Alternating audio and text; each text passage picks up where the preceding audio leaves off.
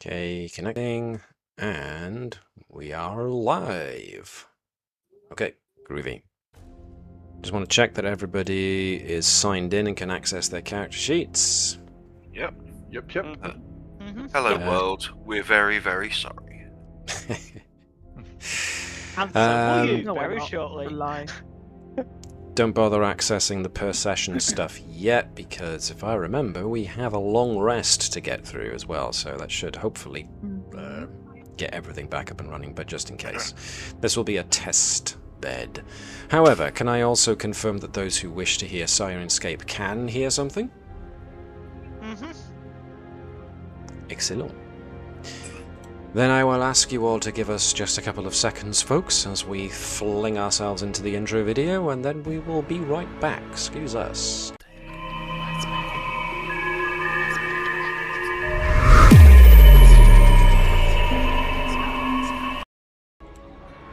Hello folks, and welcome along to Lost Luyarnha, a Daggerheart campaign adapted from a 5th edition D&D supplement. So, I am MJ the GM, and I will be your games master for the next 2 and a bit hours, and here are my cadre of hunters. Hi. Some a bit more under the weather than others.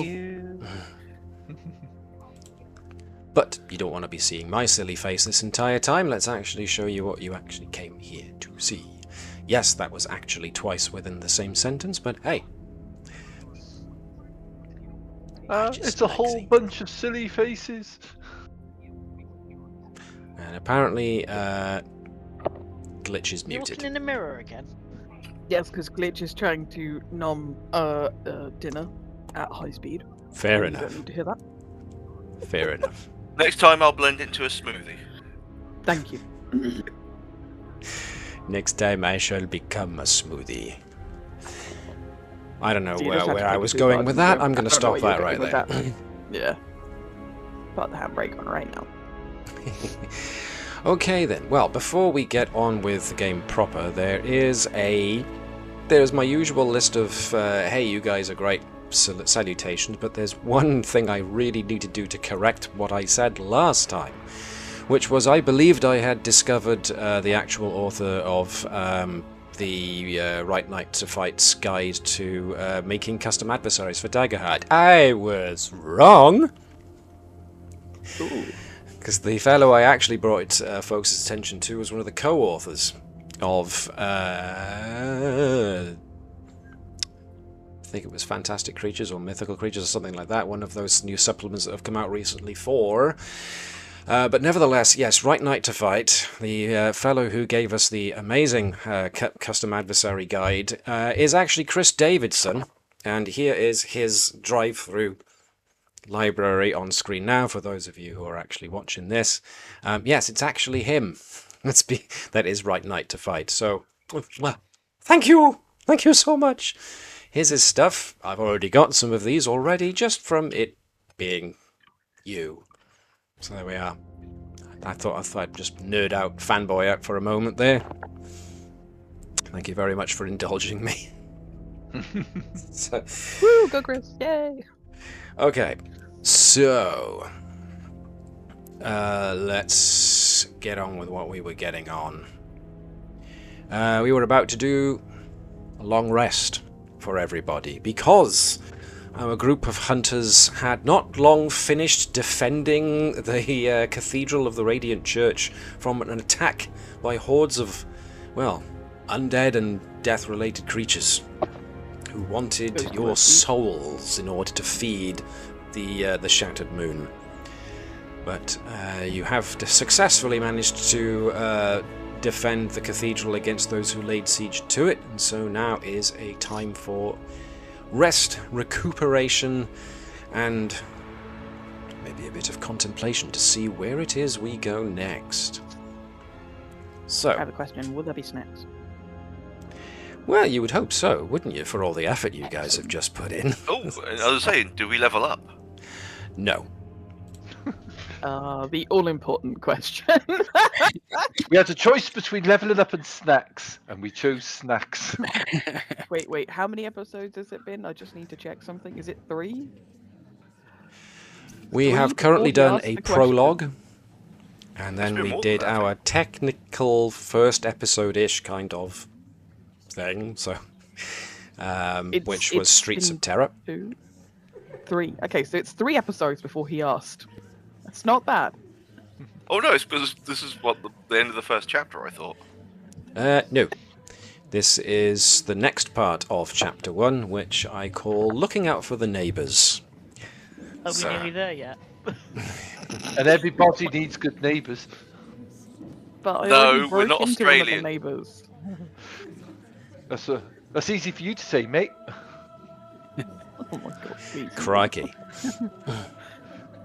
Right, let's get Oh, some but you're being actual Scottish, After characters. Fosters. Tapestry's can't say getting that his one, new no. identity for the day. He's a superhero called Crikey on the Bikey. His superpower is he's on a bike. It helps when you're doing that.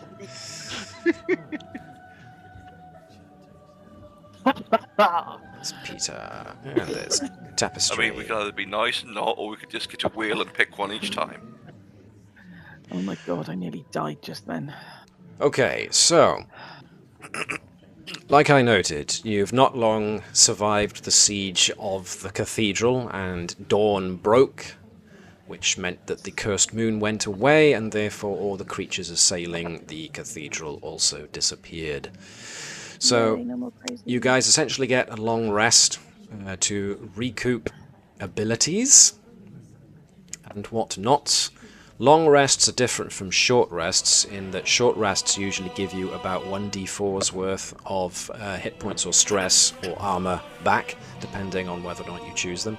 Whereas with long rests, it's a similar kind of choice, except you will heal all stress or all hit points or repair all armor. And you usually have a finite number of choices.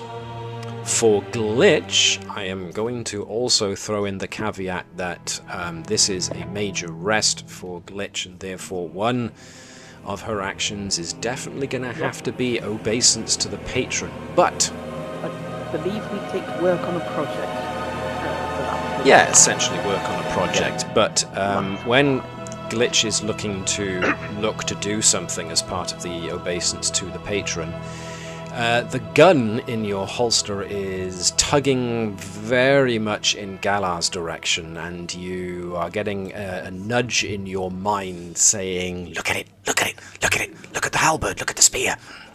How does it do that? Okay. I tell you what then. As the downtime bit for that, I'm gonna go see if Galar will be kind enough to let me examine his weapon. Phrasing, I know, but Just before Isn't I Galar does isn't any it, is she? more, What? I was going to kick off a rousing speech as part of my downtime because I want to clear all 3 of my things and I only have 2 actions. So if having 2 of your stress clears changes your actions, you might want to change your actions. No. That's up to you. I mean, it would have changed mine, so thanks, cheers.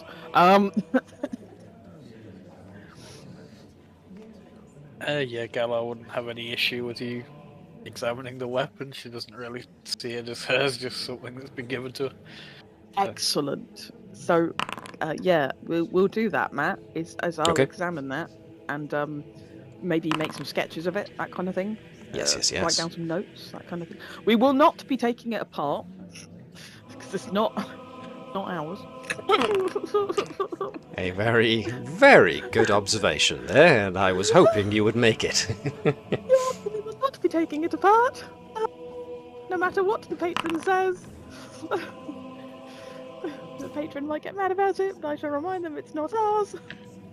At the moment, the Moving patron on. your patron just seems to be happy with sating its curiosity.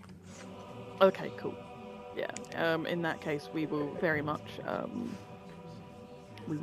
do that.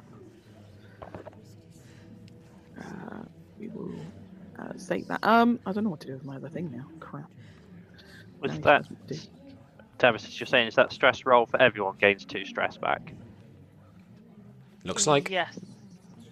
Yeah, he did that rousing speech thing he does. Okay. I don't That have should have anything just to do done with it to mine. everybody, but let me know if it didn't. Yeah, they seem to have done it themselves. Does anyone need anything repaired, or something? Because I've got nothing. I've got nothing. I could do with being Can healed. I maybe get some points of favour back from the patrons? I've got bugger all away. I mean, you can tend wounds. Help. Oh, okay, yeah. I'll go and tend Mr. Ouchie over there. Yeah. So if you've got an action, a full rest action spare, you can give it to somebody else as to represent you, your character, healing, repairing, I de-stressing. will go and do that. Mr. Ouchie sounds very ouchie. Okay. I will. Do I need to do anything for him to tend wounds? I think try it. Let's see what happens if Alex, you make sure your character is selected. No, it heals glitch there, or it actually hasn't said apply healing yet. So give it a go. No targets are selected or with the updated mission. Have you targeted yourself? Oh. Yes. Okay, so if Tracy can try and target you, and then Tracy hit apply healing, see what happens. I don't have an apply healing button. Click 10 wounds again. I did. It said damage 5, but I think I had me clicked. Hang on, let me try. Roll. Target. No, it still applies me. It still has me as the. That's fine. Apply healing. Yeah, no, it does it to me. It is applying 5 to you. I guess would that work? Could he take that 5, or do you want to reduce the number because it's not for me? Sure. Alex, essentially clear your hit points. Yep, cool. I didn't have anything to do with my other action, you see. I will note that if Miss Featherington had any spare actions, I didn't quite get there, so I don't know if you actually did put. I've used mine. I used it to restore hit points and to reapply my loadout. Okay, cool. Fine, fair and good. Got a spare action unless I can think of a project to do. Well, this was going to be what I was going to suggest, because Miss Featherington does have in her inventory a minor health potion recipe, so you could have used that downtime move if you can find some spare blood around. You could use it to use the recipe to create another health potion. Oh my god, I need to put the religious book back. It's still in my bag. Oh! Yeah! Oh my god! I was going to steal that anyways. Oh my god. I'll swap you that for the halberd to research. Done. So one of mine is I've put work as a project, so I was going to start researching through the religion about the moons and stuff. See if I can learn anything about all the moons and where they think these might have came from. Okay.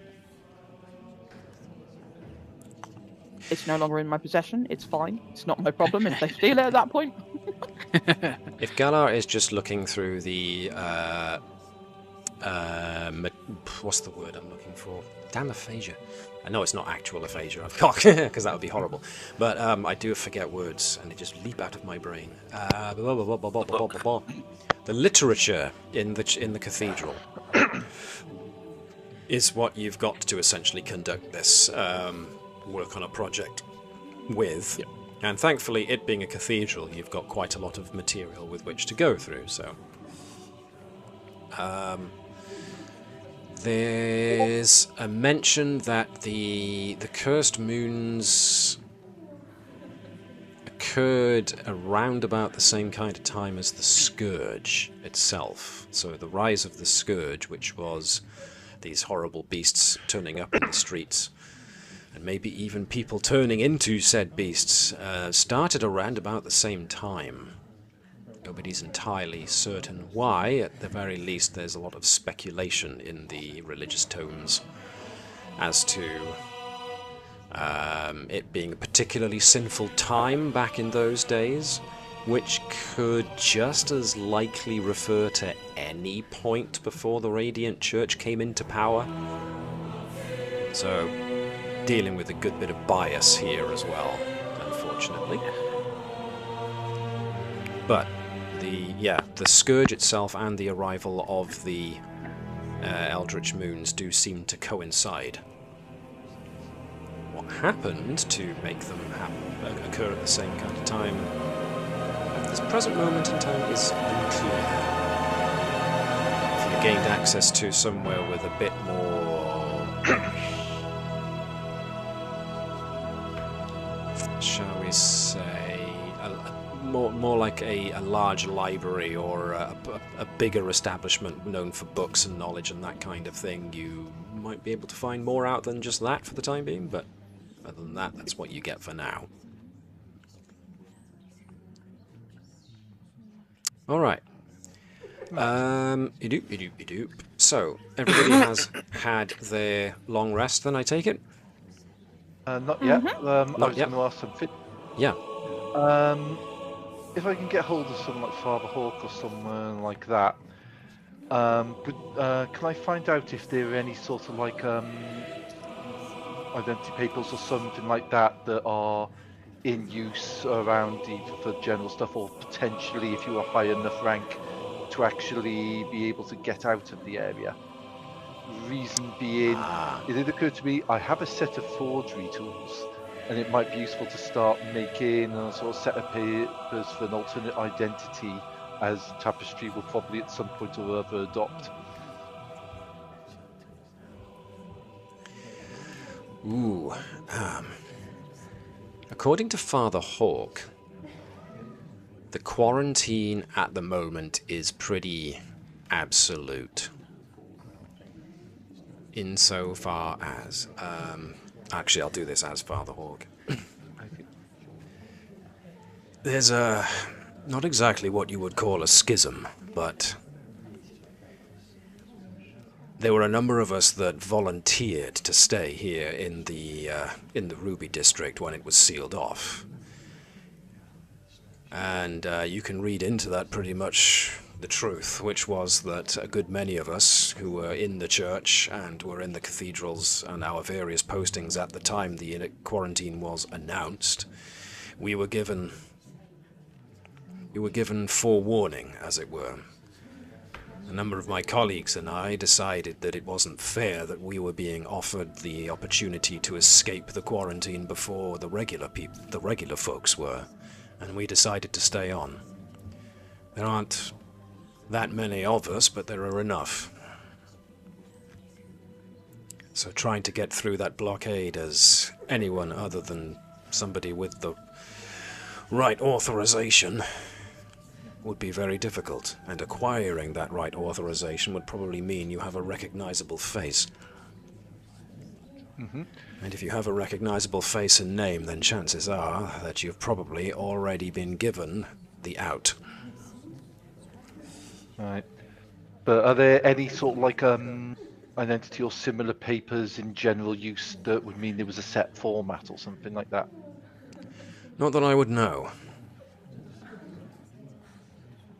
I don't believe it was anything to do with paperwork.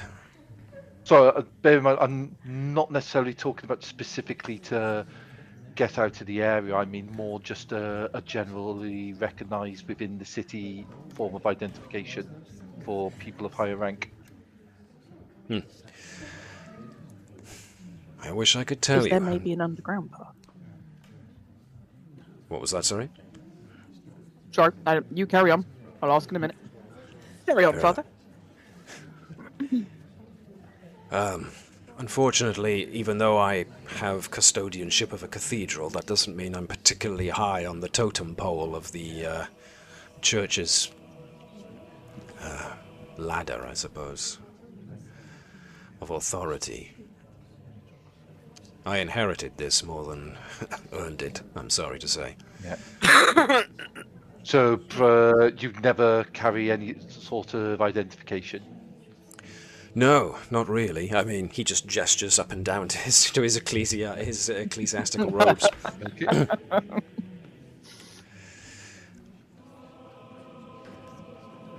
Is there perhaps an underground route? You know, with some ne'er-do-wells maybe running a sort of black market escape route, thingy-majiggy, whatchamacallit, you know.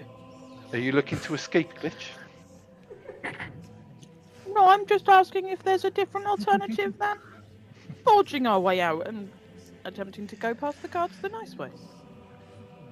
Well, far be it for me to spread rumours and hearsay, especially because, well, that's the kind of thing that most of my constituents, as it were, tend to keep out of my general earshot. I have heard rumours, of course, but they could just be rumours. But I'm sure if you talk to somebody else in the know, you might actually get... Actually, and it's at that point that Father Hawk looks over to see that somebody has entered into the cathedral and is looking around a bit uncertainly. There are more people now in the cathedral than this map currently suggests, and there are a number of those individuals who are seeing to repairs, the repairs of the door, repairs of the pews, the general mess that was made, trying to clean up the shattered glass that happened.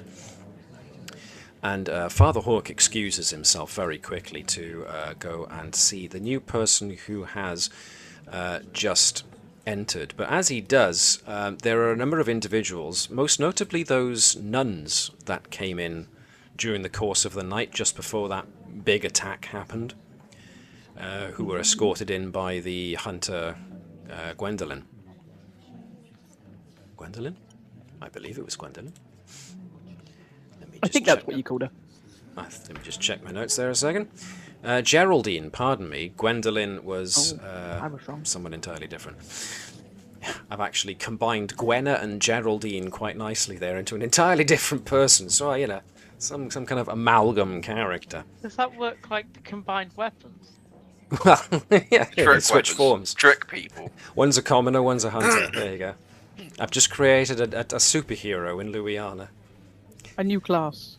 Seamstress by night, hunter by day, because it's all flipped around in this place. Excellent. Anyway. Are the nuns looking dodgy? They're not looking dodgy, but they are making a meal of trying to put the doors back on, and Father Hawk actually, for once, loses his temper with them and starts waving his hands frantically, telling them that they're doing a bad job. No! I'm having none of this. I'm going to stomp past him, give him a dirty look, and go and help with the door. So these nuns are all wearing particularly faded and used habits. Their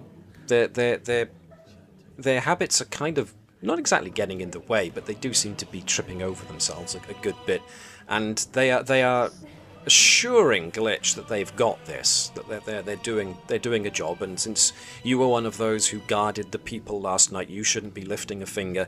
But they really are making a horrible job of putting the doors back on. In fact, they're almost making it worse by their continued efforts. It's fine. Glitch will be like, pish posh, you guarded the souls, we guarded the bodies, let's get the doors back on. Also, you know, if you lift the habit slightly, you'd be able to walk. But you can't lift the habit because that would be a bad thing. And also, if the brother's just going to stand there and make comments without helping, Father Hawk is actually in conversation with this short, stout fellow who's just entered, and the fellow who's just entered seems to be quite concerned about something, and it's making Father Hawk have a more concerned look on his face as he's listening to this man tell his tale. I hear said tale. I'm here. Sure, but he looks as they're both coming to a close in somewhat hushed tones. Father Hawk does look at Glitch, nods, and then looks around to see where everybody else has gone, and asks Glitch to get everybody of your guys together. Now, I hasten to note, it was dawn when you guys essentially finished the battle.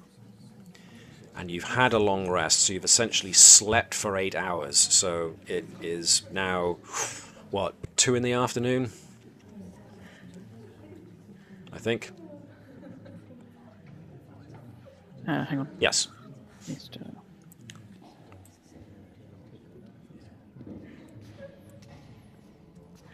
Mr. Grumpy Pants has something to say.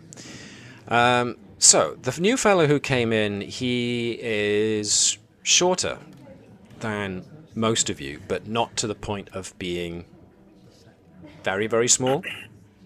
And the more you look at him, you just think dwarf.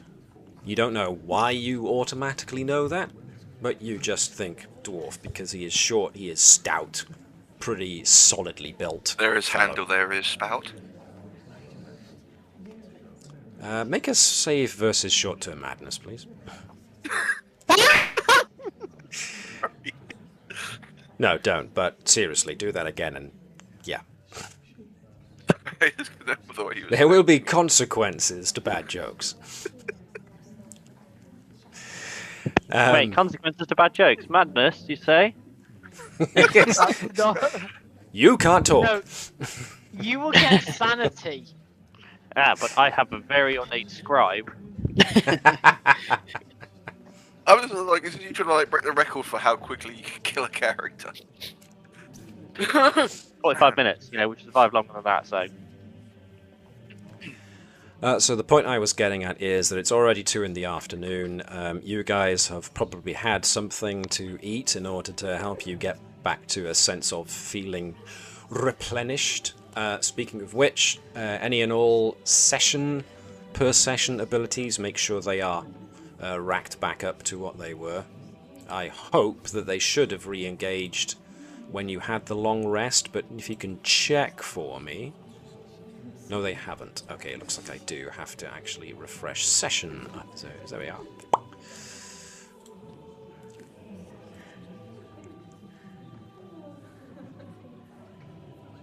So, yeah. Tell them what they've won. Essentially, Galar gets the Luckbringer comeback. I believe Khalad gets the rally ability back. I've reset that one. Cool. So everyone gets hope. Yep, everyone can gain a hope. I need to roll a prayer dice. And the prayer dice we get are... Ooh, 2 2s. We don't know. Let's have a look. 2 2s, okay. Come on. We can do this. We've done it all before. Have I got everyone apart from me? Here you go. Did that actually work? I have no idea. Probably not. Applied to just Khalad. Yeah, So- just go into your effects tab and tap the rally one so you've got your rally dice. If anybody doesn't have a deactivated rally in their effects tab, let me know, because I can give you a Apparently rally. I lost it, so yes please. Okay, Actually, okay. let's tag Don't you. think I do. I just have Rogue Stodge up. Let's tag you. What about Galar? Sean, does she have a rally in the effects tab? No. Nope. Alright, so Nope. it seems I've you just got get- my eye on the storm. Let's try... no, that's Tapestry's Dodge. Let's try... I have selected, thank you very much. Alright, I'll just have to swing him from somebody else's. Mine's on there. Yeah, some If of you want them me to do deactivate stick it. around, others don't, so this is kind of strange that way. But, foink! 1 for you. Effects. 1 for you. We did it before, we can do it again. Now, what was today's problem? It's not entirely we clear rally- why using a rally dice deletes the effect from some people and just deactivates it from others, but there we go. It's a mystery. So, With you all gathered around, Father Hawk says, my friends, I hate to impose upon you yet again, but may I introduce Mr. Fourdray Chainfoot? He's actually one of the local merchantmen in these parts. And, well, Fourdray, why don't you tell these people what your problem is? At which point the dwarf, who doesn't have a big, thick, long beard, so is somewhat atypical for his kind. Again, you're not sure why you know this, but it does come to you.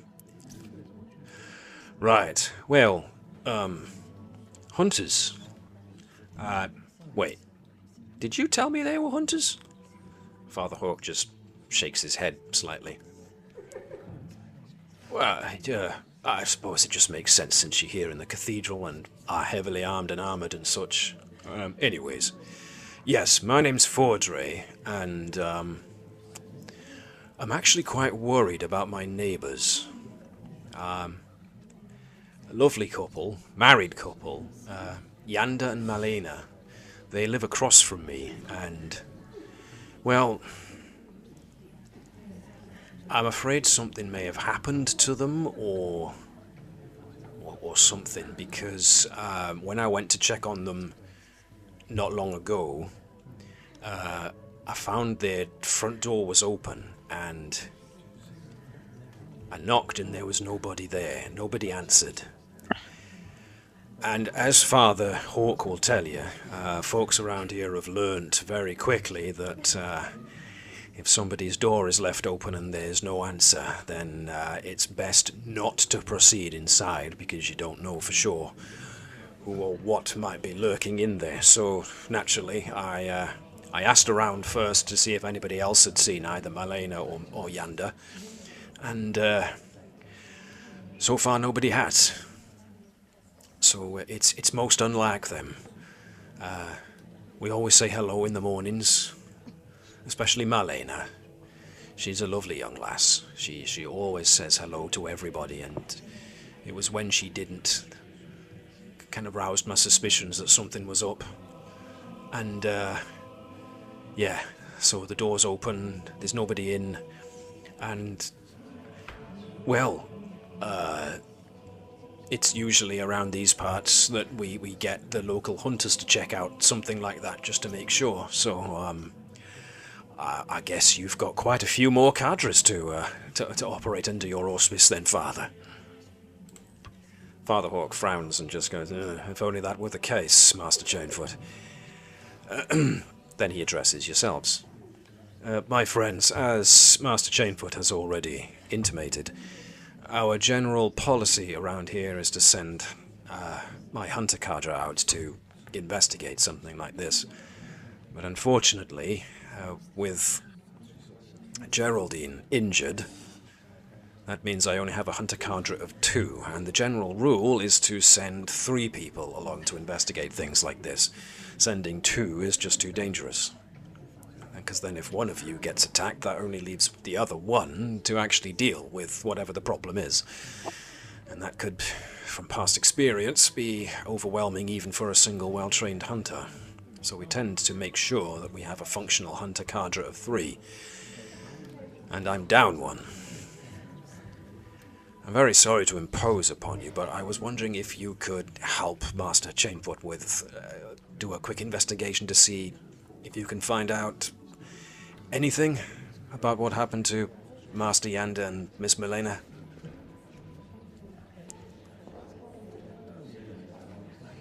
Certainly. Excellent. Thank you. Much appreciated. It's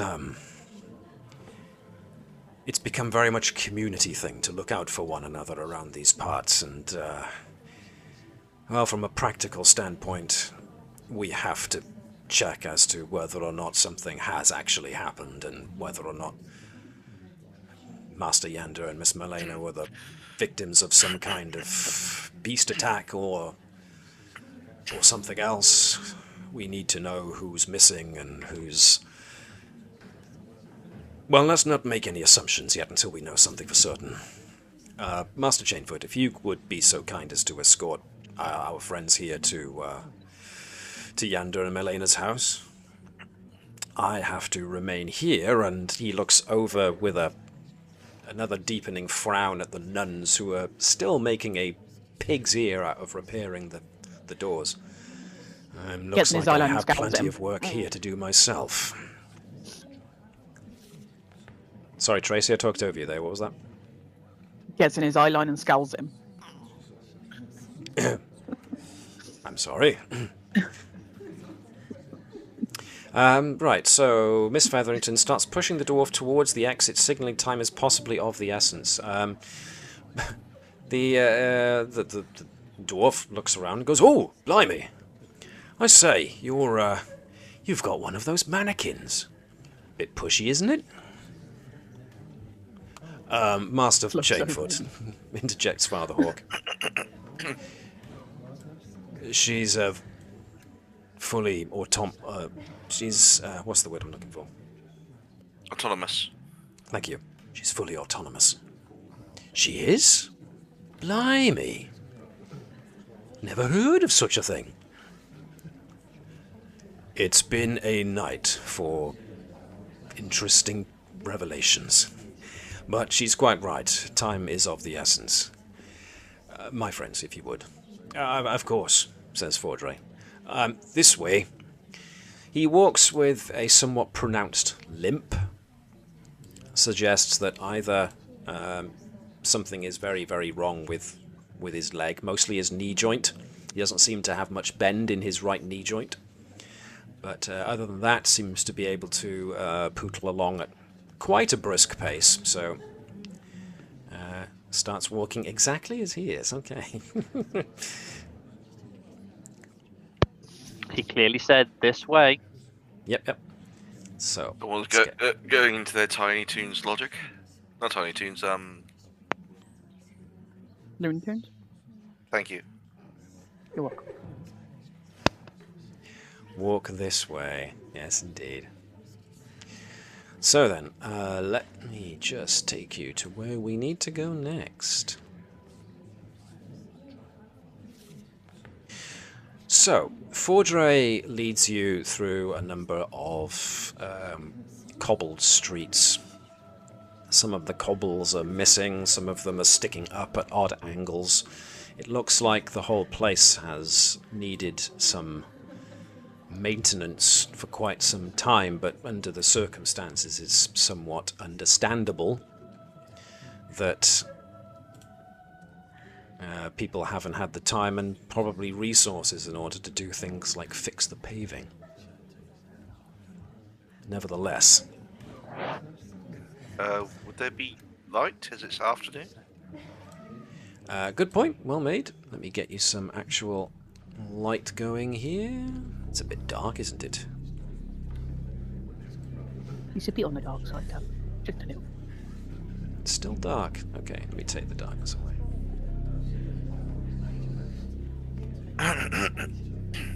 No, it's still dark. Okay, why is that? We got no Technical permission, difficulties, folks. Give us a minute. There we go. Global illumination. We have technical difficulties. Let's try this again. Please come That's back better. up to the exhibition. Okay, so the I can sky see is colour. pretty overcast. Pretty flat-bottomed clouds stretch from horizon to horizon. There's a definite chill of damp on the air. There are people about, most of them looking not exactly haggard, but they're all looking very tired, very drawn, but they do recognize Fordray as he goes past, and everybody is friendly enough. You get the real sense of people who have come together through adversity, and so are all looking out for one another. Naturally, you as a group get a lot of very curious stares, but people are either too wary, polite, or maybe a little afraid to actually do anything but just give you a slight look from afar. But nevertheless, One of the first things you notice as you start going through what appears to be more of a residential area are the emptiness of a good many of the streets. There are lots of houses that are empty. So, Fourdray leads you down a cracked cobbled roads until you arrive at a residential street filled for the most part with empty houses sporting hollow staring windows. The grey skies appear to be gradually growing darker as you proceed. The odd small mansion squats imperiously amongst modest regular housing, to which Fourdray points and comments. Sometimes nobles would slum it here in the district, back when it had something to offer everyone. Interesting foods, markets and the like. Some minor nobles even lived here. That all changed when they quarantined the district. Somehow folks with money got wind of the lockdown before it happened and were allowed to leave. So, now their homes lie empty, and the rest of us are stuck here, threatened with death should we try and leave. Fourdray leads you on to the penultimate house at the northern end of the street. Its door hanging ominously ajar, its interior obscured in shadows. Fourdray points to it as he seems unwilling to take any further steps towards it. Left it as I found it, he says. Folks around here learned never to go into an open house alone. Mine is across the street. He points to this house over here. I'll be there if you need anything. He casts one last long look at the open house before he shuffles over towards his own home. So, what would you like to do? Well, I'm not going in first. That's what Smuggler's just going to say. That's like, nope. Guess they keep shield up. Is the window open? Can we take a peek? I can see through the doors. Yeah, you can see through windows is too. it meant to be? How bright is it meant to be in the house? Well, it's still daylight, so the windows are still open, so you can still see through the windows. What can we see from just looking in at where we are? Just what you can see. An empty house. Does it look disturbed or? The windows are just grimy enough to pick up individual details, a little bit difficult, but if you can give me a insight roll, please, to have a good old listen look. And sniff as well to see if I can catch a scent. Sure.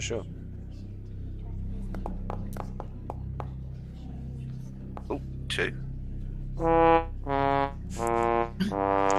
So, Miss Featherington gets 20 with hope, so take a hope, whereas Gallard gets 16 with fear.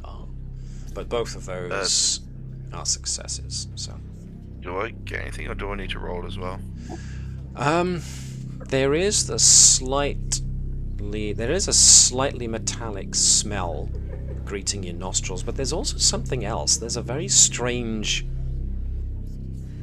It's not musty, but it's close. It's weird. It's like you can't quite put your finger on it. It's almost like if you were to... It's not exactly dust, but if you were to put your... After striking a feather pillow and then putting your face in it and inhaling, it's that kind of strange... It's that kind of smell. I'm guessing when you say metallic, it's definitely blood, or is it to smell blood adjacent? Well, you think it because might we've be been wounded and everything, so yeah, sure. Oh, okay. But it's because there's only... It's like trace elements. Something might have happened in here, but it's no longer obviously clear. There is a scent of something and potentially a scent of blood. Miss that may have Featherington. Faded. Miss Featherington, with her keen eyes, manages to notice that the carpet appears to be disturbed. Whereas Galar, looking in through the window, sees a... how far in can you see? You can see what appears to be a smashed ceramic flower pot. Oh, I've crossed the threshold, or I'm in the threshold. Sure. Do I get any more of a view, or is it still I see what I can see? Well, you can see what you can see, but Miss Featherington has just pointed out the disturbed carpet. Is that the one in front of me, or the one to Yeah. my right through the other part? The one in front of you. It's all bunched up at one side, in one side. Which side? It's bunched up on this side.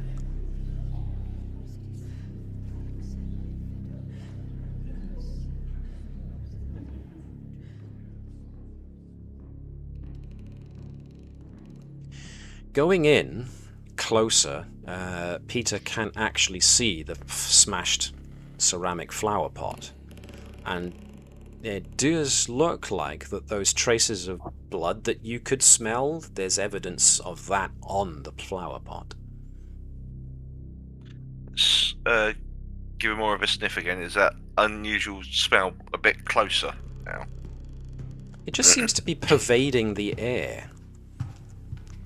Slowly look under the carpet where it's bunched. Actually, he goes there. I've got my weapons up, so it'd be more of a just with his foot slowly, just move it across to see if what's underneath. Just slowly. He's not dropping his guard or his weapons. There's nothing underneath except floorboards, but it does suggest that a scuffle ensued in here and the carpet was kicked.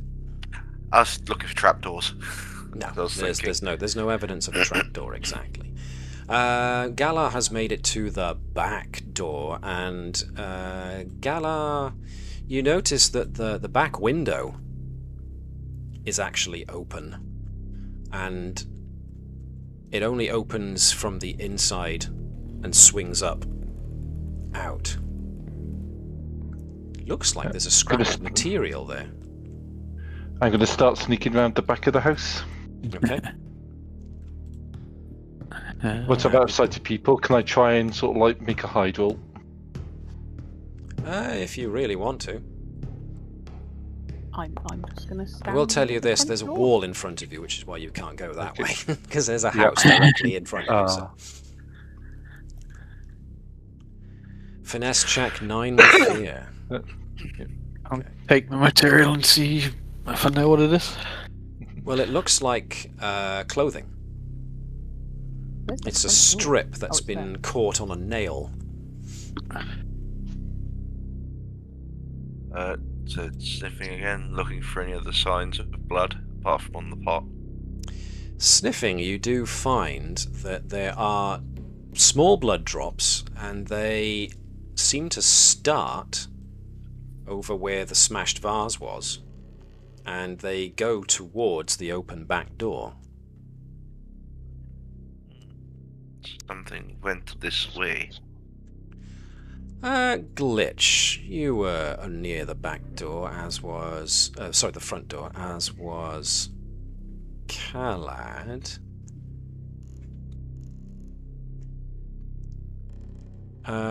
You do notice that there is somebody's jacket still hanging up on the clothes, on the coat peg near the front door.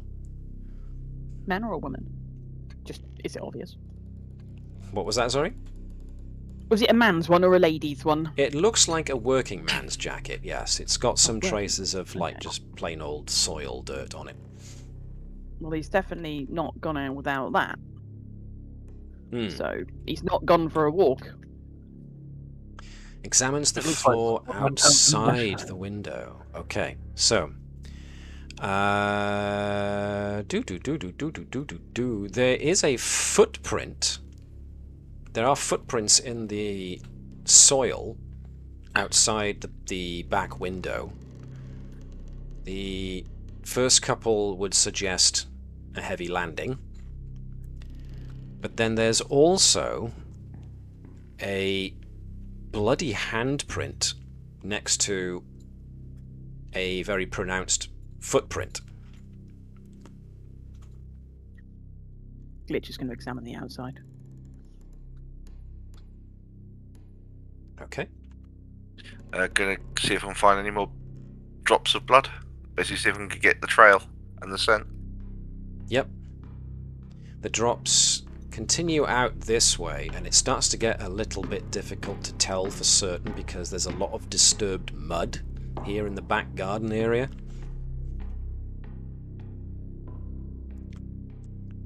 But, to all intents and purposes, it seems that muddy footprints and small spaced blood drops do seem to be heading in the general direction of the alleyways. Now, you've done a cursory examination of the house and found some stuff. Do you want to follow the footprints and the blood drops? Do you want to go back and look at the house some more? Do you want to ask around? Can I ask whoever's house this is? Because this is a door that leads right down an alleyway. Which is like one of the two ways out that I can see. No, let him answer your question. You really want to let Glitch go and knock on a door? Okay then. Oh no, you were going to ask. Yeah, I was letting you answer your question and let Matt do it before I was about to. I was almost spoke over what you were doing. I was going to ask something as well. I'm just saying. Glitch can knock on that door if she wishes. Knock, knock, knock. You knock a couple of times. You wait. You're still waiting. Maybe knock again. Hello. Hello. No answer. I have some questions. Minor illusion cast with 21 with fear, which means you successfully cast it. What was this illusion that you were casting, Webby? It's just someone dancing. Hello. So you're casting an illusion of someone dancing. Mm-hmm. Anyone in particular? What does this look like? Let's go with female. Probably round about sort of like early teens. So we're talking like a ballet dance, a waltz. Yeah. Guys, I found another not answered door. This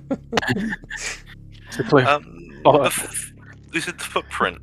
Does it look like it potentially be a man's boot or a slightly more delicate shoe, or is it what's the actual? It looks print? barefoot.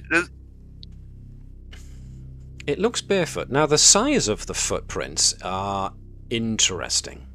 They look big enough to be a medium-sized person's footprint, but the amount of weight pressured down, even when running, suggests someone's actually either very, very light or quite small.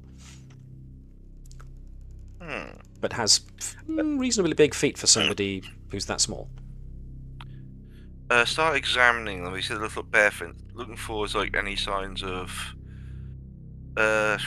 Is it deeper around certain parts of the foot to indicate pads, or is there any kind of dots to indicate maybe claws or something of a long nail, or anything like that? Carefully examining it. Also trying to get a bit hint of a scent as well to start following and tracking. You've definitely got a scent because you're still picking up that strange musty, fusty smell. And Glitch is having no luck with getting any answer from that place. The smell definitely is heading off in the direction of the alleyway that Miss Featherington is currently hovering at. Galar and Khalid, what are you guys doing? Right. Okay, you first. Okay. I was saying, you mentioned that you had carpets being disturbed here as well. I did not see shutters on all the windows or everything barred up. Nope. Which is what we've seen on every other house. Yep. So, Does it feel like there's any basement hatches hidden under carpets or anything like that around here? Certainly, as you walk around, the house feels like it's all just this on one level. You know, putting your weight down on certain planks to try and test for whether or not there's an empty space underneath doesn't get you much. But when you get to around about here, next to this sofa, there is a floorboard that creaks down a little further than the others, suggesting that it is not nailed down at that end.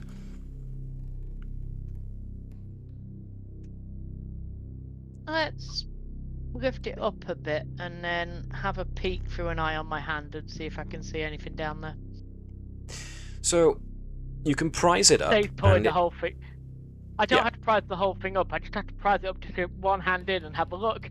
Yeah, so you prise one up just enough to get your hand, so you can use your dagger to help you lever the thing up, and when you do, you have a root around. You don't feel much, but then your hand settles on something that appears to be draped in cloth. And the more you try and feel it, it's got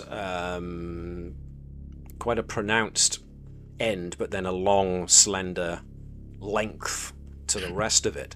So you can easily get your hand on it and pull it out if you wished to. Okay. Probably the best bet. I'm not going to get much, even with dark vision on eyes in my hands at that point, so... Yeah, let's pull it out and have a look, just see if it's any use. Cool. So, pulling out the thing, it's certainly long enough, and when you bring it out and unwrap it, what you get is, and I'm going to drop this in your inventory,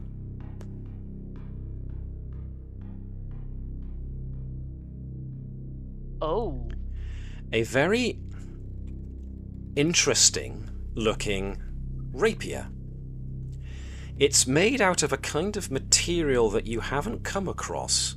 It's certainly well made, but the thing that interests you most is that the basket and the hilt is made from some kind of dark material that's flexible but sturdy.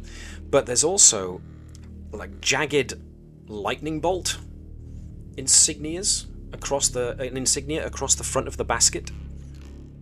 And as you grip it in your hand, a charge of electricity seems to run up and down it.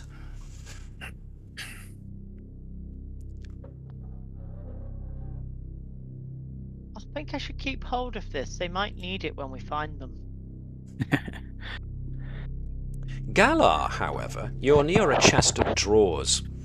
I'm assuming you're opening, closing some drawers to have a look? She was going to search under the bed and rifle through the stuff, see if there was anything useful or interesting. Sure. As you are pulling out the drawers, one of the drawers sticks. The more you tug on it, you realise there's something jamming it. So what you have to do essentially is pull out the drawer atop it, fully pull it out of the chest of drawers itself and have a look. And what's causing the jam is actually a vial of liquid that's been... It looks like someone stowed it in a place that wasn't going to be immediately easy to find. But this liquid is thick, milky, but the more you look at it, it seems to have sparkling motes twinkling within it. But the one thing you do notice is that on the cap it has the symbol of the Inada, which you recognise as being the symbol of the Radiant Church. So, what I am going to give you in your inventory now is... in your consumables, you will find what you've just found.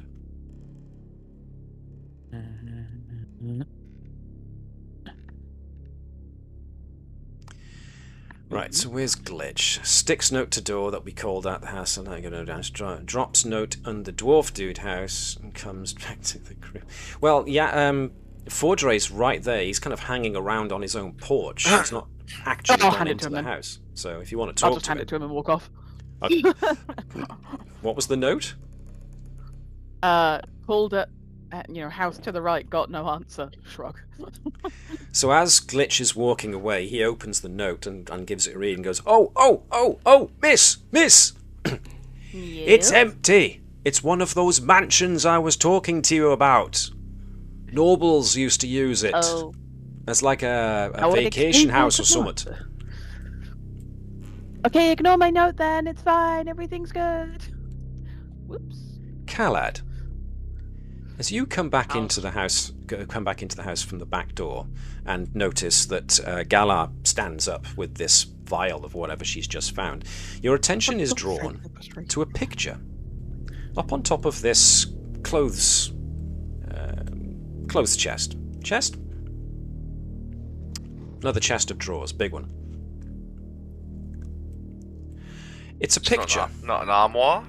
No. Dang. Yeah, no, an armoire's too tall. Something that's level enough that you would put like photos and flower vases and stuff on, so you could, it's eye level. Nightstand? Thank you. No. I'm trying to find a word that works for it apart from unit, but Yeah. And I think Alex's nightstand. It's not a nightstand exactly because it's obviously got stuff in it, clothes mostly, folded clothes. But it's the picture on top that draws your notice, because it's like you gaze past it, and as you move away, your brain registers that something about that photo has logged your brain's attention, just the back of your mind, and you look again, trying to figure out what it is that's actually drawn your attention. It's actually a photograph, so they've got that technology here, but it's of course sepia coloured, not all that detailed, but detailed enough that you can see that there are figures. This is a photo of a number of individuals, about 1, 2, 3, 4 of them, all assembled outside of what looks like on the porch of a house. Not this house, definitely not this house. But there are 3 males, 1 female. One male obviously looks older than the rest, and they all share similar facial features, suggesting that they are all related. Ordinarily, you would just think, oh, okay, family photo. But it's the fact that one of them looks very, very familiar to you. And it's as Galar turns around, just to face in Kalad's general direction with this vial that maybe she's holding up to the light to see all the sparkling motes in, that Kalad looks from the photo, looks to Galar, looks back at the photo, looks to Galar, and notices a very striking similarity.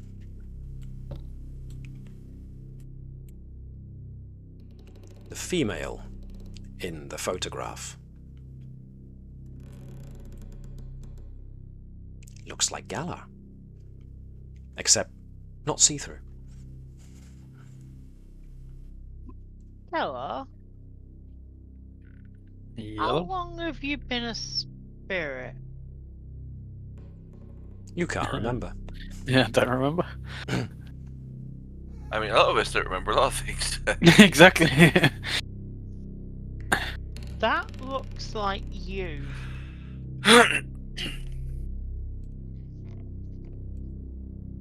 I hope we're not investigating your own death. That would be very interesting. Well, I wasn't home last night, so... That would be extraordinarily meta of me, wouldn't it, if I did that? So what you're saying is Gala needs to stop leaving the door open, gotcha. It turns out that Galar was indeed raised in a barn. What in the picture? Where was Galar? Well, you're not in there. So, I'm just curious in general. I'll ask this later. If I take a look at it, do I recognise anybody? Do I? Well, Even no, this is the myself. trouble. There's a... As soon as Galar's attention comes to it, and she actually holds up the picture in front of her. So it's obviously a taken photograph, and it's been inlaid into a pewter frame with glass over the top.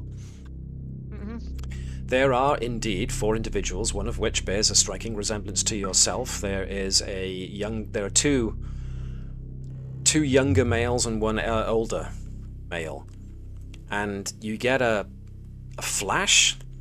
brief flash of an image of standing in front of some kind of contraption that's being pointed at yourself and members of your family that you feel a very, very close connection to at the moment. But it's almost bittersweet. You're finding like it's like almost like the last time you're going to be together for a long, long time. And then the flash ends just as quickly.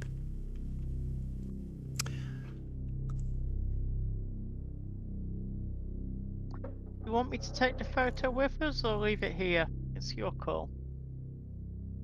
Yeah, might as well take it. Never know, might find somebody that recognises people. Do you want to take it out of its frame, or are you going to leave it in its frame? I'm going to keep it in its frame. I'm assuming this is something about a hand span across and a little bit longer. Sure. So I suppose pick that up, put it in my Check bag. it out of the frame first, in case there's names or something on the back of it. Oh, yeah, let's do that. If you do tip it out of the frame, when you flip it over, what you get is last photo of Yander and his siblings and father. Right. Cool. So we'll put it back in the frame once we've got it out, because then it doesn't get damaged. And I'm just gonna pinch something made of cloth out of the drawer and just wrap it in that and put it in a bag. Okay. Because I'm hoping this will help us see somebody, identify someone later. Correct. That will be very handy. And not having it get crushed, covered in whatever blood drops on us or anything else, seems like a really good plan. You mean not wrecking it before we get to use it? Shocking. Oh, one thing I didn't do. Give me a second just to find my notes, because I think... Did I do everything?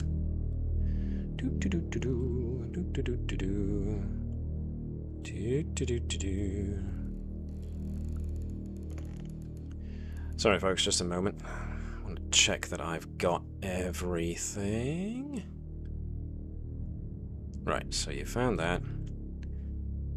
You found that. Aha.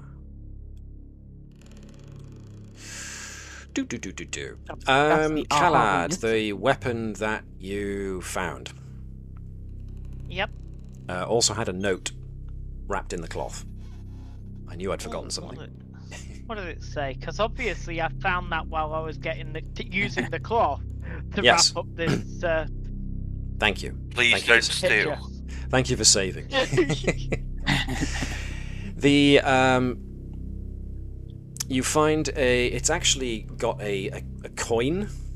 It's a letter. It's an envelope, and inside the envelope is a coin and a short note. The coin is an odd one. It's a simple pewter coin, but it's got a circled skull on it, and as the only decoration. And the note says, "Still waiting on the money, Yander. Don't make us have to find you. Yours, Phelan Nailgrath." Because that's got all the Okay. vibes of friendly neighbourhood. Let's put that in my pocket as well. We'll come back to find him later. So, Could you just drop me that name in the of course, chat, and I'll add that to my the notes. if I can. Oh, I'm gonna have to type this out. Sorry.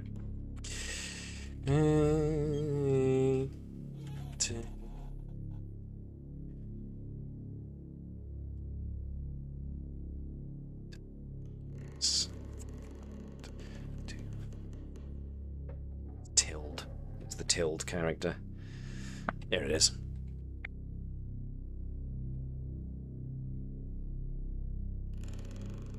Did I get that right? No, I didn't. I missed out a letter.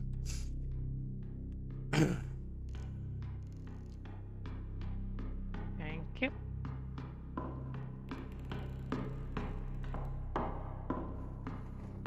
The rest of you outside at this point, are you guys doing anything?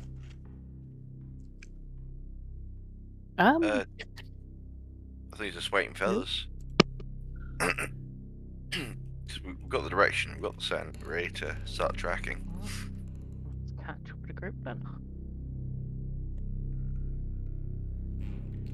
Stretching out ideas. That's pretty much it. So do you want to fill the others in about the picture?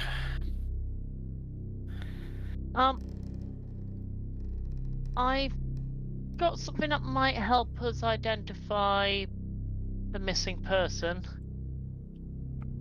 And I found an interesting little letter. It came with this nice little sword, but showing Glitch a coin and a note. Ooh, And Peter. fancy coin. Glitch, I as soon wouldn't as... play with it. Pardon me, Coin, sorry, coin. get Davis. I wouldn't play with that, but I've been too slow. It's already gone. Yeah. You've been way too slow, mate. She's already checking out both sides. Like, what's this? Noms on it a bit. You know? So, Glitch takes a look at it, and it looks like it is just a piece of melted pewter that's been stamped with an insignia of sorts. And the moment you hold it and give it a good look, it sparks a sudden flash of memory. You get the impression of being down amongst a load of tunnels, holding such a coin up, looking for somewhere to actually put it.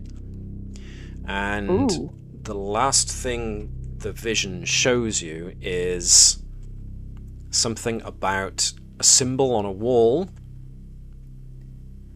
and then the next thing you see is an underground market, weirdly lit by lanterns with candles that don't glow the normal yellow. Okay. That symbol on the wall, do I remember it enough to doodle it out real quick? Just as you try and remember to, the vision jumps out of your brain, infuriatingly, Yep. leaving you with only a vague impression. So She'll curse out loud. It's maddening. You were this close to remembering it and getting a close vision, but it's like trying to read something in a dream. Yeah. Yeah, you remember you read something, but you don't remember what you read. Yeah, exactly. Okay, yeah. I know what this is. I know what this is. Seen this. This and a tunnel and torches and candles that are not candles because they're not yellow. Candles are yellow. Candles are always yellow, but these are not yellow. And then this coin, and then there was a symbol, but for the love of me, my stupid defunct brain doesn't remember the stupid symbol, and this goes in a hole in a wall somewhere. In a tunnel. In an underground market. Ooh, we're going back to market day again. Yeah. Everyone waits for a good 3 to 5 seconds to make sure that Glitch hasn't got more to say before eventually just taking a deep breath in because you just feel like you need to for some reason and nodding. 1, 2, 3. Right, okay, she's done. Alright.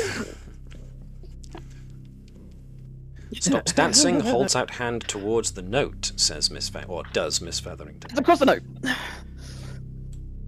Not half as fun as the coin. So the note And says note what across it Miss says. Featherington. But keeps the very shiny sword on my belt next to the other one. Side-eye sword. Just Yeah. because it's a new thing, so must take a look at it. It's shiny. Not Shiny, only is shiny. it shiny, Glitch's eye is definitely drawn towards that lightning bolt symbol on the basket. Oh, That's another thing. shiny. Feels familiar. Really feels familiar, but it's naggingly familiar, but you can't quite put your finger on why. She's chewing. You know when people think and they like chew on the end of their thumb. She's doing that while just staring at this. Like, what is it? What is Miss it? Stop Featherington, kicking, similar. You sure you've seen that lightning bolt symbol before? You just can't put a very definite finger on where or why. She's not really fussed about the sword. She wants the letter. Yeah. So. She's still standing there with her hand held out. No, I already said I gave you the note. Oh, you give him the note. Yeah, I already said. Like, as soon as you put your hand out, Glitch just went, "Here's the note," because it's not half as interesting as the coin. Like, have the paper. I don't care. To be fair, though, it was said within such a plethora of other information that it could easily have been. It was lost in the onslaught. As soon as you would have put your hand out, she would have gone. Yeah, there you go. But, she's got way more fun things to look at. There's a sword over here that's just, sparking. There's a strange photo as well. Do you recognise anyone in it? Oh, I haven't looked at the photo yet. Dead at the photo. Well, as soon as you stare at the photo, you do notice an uncanny resemblance between the female in the picture and Gala. Except, of course, that the one on the picture isn't see-through. Stares at photo, stares at Gala, stares at photo, stares at Gala. Squint. I can't think of what could be familiar about it. No, me neither. Never seen them before. Have you heard of a thing called a mirror? Because then you definitely would. I think we need to move. Miss Featherington, I think, has got bored. But sword, I haven't checked out this. Fine. Can I check the sword out later? Pretty please, Callard.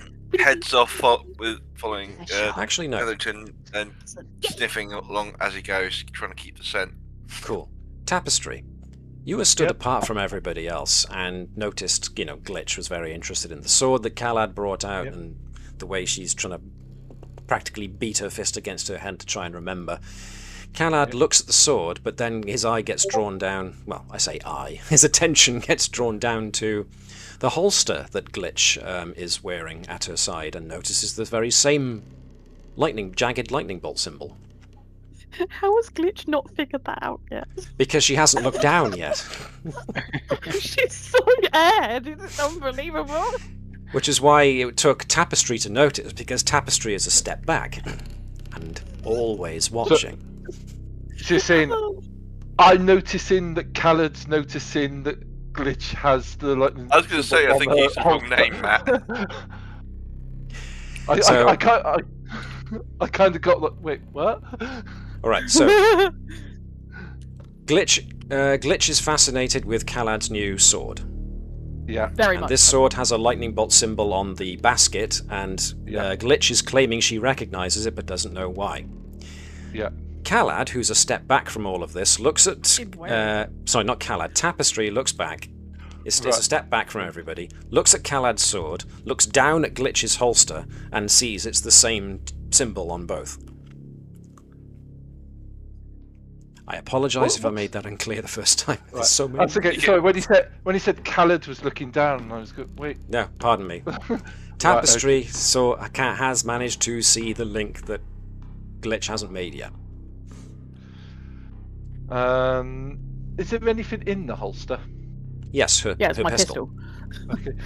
I'm going to say, Glitch, you should watch your pistol. It's about to fall out of that holster. Immediately looks down and attempt to catch the not falling pistol. No, it's not. It's oh, I'm so blind. Tapestry, you're amazing. I have the same symbol, Callad. Wait, I have the same symbol. Why do I have the same symbol? Oh yeah, you've got the same symbol on that. Didn't notice that. Probably looked at the sword. Why is it the same? Now I have more questions. Meanwhile, Peter is trying his best to keep Miss Featherington and everybody else in his eye line as he's sidestepping along the alleyway going, guys, she's getting ahead of me! I'm trying to keep the scent as well. Yeah. We need her to go while the scent is still fresh enough. Let's go catch up. We'll talk about this later. Because I need to Yes. know why I have a thing with the same symbol. Oh, And sorry, it he's turns gonna away now. He's got their attention and just starts stalking off after Come on. with Featherington, Let go. following his nose. So many new things for me to look at. Ah, today's gonna be great. So we had Miss Featherington in the lead, How- followed by Peter, followed by Kalad and Galar and Tapestry and Glitch. Now it hasn't exactly been quick, the time that you've been spending at the house. It's taken you a good hour or more to start looking at everything in detail and rummaging through drawers and prizing open floorboards and the like, and then the questions and everything else. So the day's creeping on a bit. It's still mid-afternoon, but the clouds are getting darker, and it definitely looks like rain is due anytime soon. So it's a matter of Rain's bad here, isn't it? time. It is when we're trying to follow a trail. And Yes. scent. Right. Rain. Yes. Rain Trail. washed I was the thinking scent completely away. something. Right. Yes. Right. I was thinking more like rain makes people crazy. But yeah, okay, rain scent. Yeah, gotcha. So you follow the trail for a little bit, and little pitter-patters of rain are starting to fall. The alleys behind the houses are paved with cobblestones, but that has only permitted the grime to fill the spaces between the stones.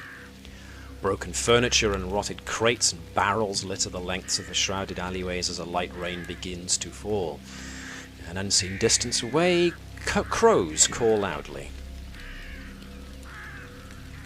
How is this like a murder or just a few? A couple. Sounds like a murder of crows. Looking up in the air, are there any circling? You can't see them, you can definitely hear them. Give me a minute. I'm gonna have a look. Where's the? Pulls out wings.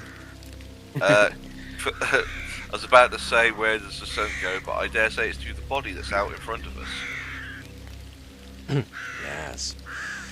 Kalad goes vertical in order to try and get an idea of where the crows are. You can see them gathered in a large cluster. They've pretty much taken up an entire area not far away. They appear to be clustered mostly around a cul-de-sac. From your vantage point, you can see that the alleys do intersect, so that cul-de-sac is not that far away. But, yes, of course, Miss Featherington is drawn immediately to the body. What you notice is that unlike what the tile here suggests, the body's face has been covered. There's something else. Smell nose to the wind again. Now, those who are looking at the body, you see that the belly is in ragged tatters.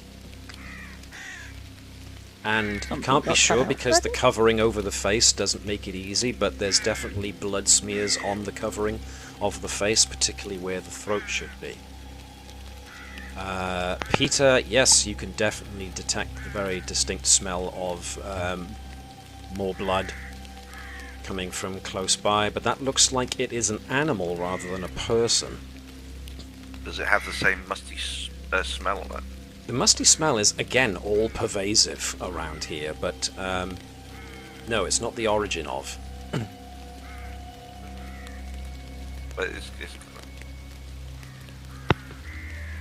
gives us. Does the blood trail stop at the body?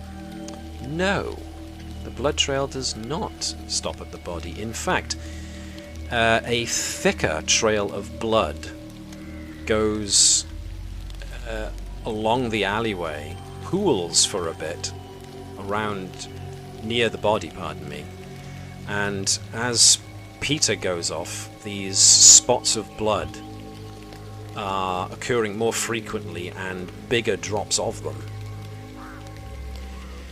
Galar uncovers the face to see if it matches the photo. Well, it doesn't match anybody in the photo, which would suggest because you're looking for 2 people.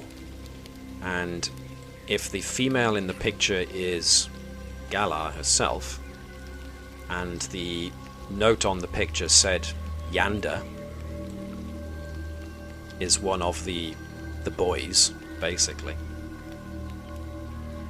then this might suggest this is the other person you're looking for, his wife Malena. There's a second body down here. An animal. Just start examining the body. Just look, so like nudge it over delicately. The body is definitely that of a dog, and its eyes and throat and stomach have been opened, not like by a slash. It looks like they've just been torn away, removed. Also, I hasten to note that Galar, by uncovering the face, the first thing you notice is that she has no eyes and her throat is open, ragged. Basically, the softer flesh. The softer flesh, yes. Yes, it was snack time. Is there any blood trail from the body, from the dog, going anywhere?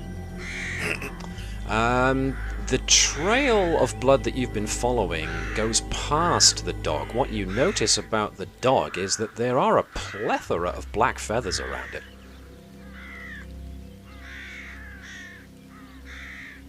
Wait, did someone open them to make sure the crows came to them? Because that's one hell of a way to get the crows to go to you. Either that or there's a very murderous giant crow. I was thinking something similar. Miss Eyes, Featherington. throat, Go on, and sorry. his feeding habits of carrion. Miss Featherington, can I get you to give me a knowledge roll, please? Just want to see how clued in you are here. Well, actually, I'll need insight rather than knowledge. I mean, Okay. I'll give it knowledge if you need someone to do a knowledge. I've actually got a plus in it. Can I use my experience with the Sense of Madness as a +2 or not? Not in this instance. Actually, no. No, yes, do. Change my mind.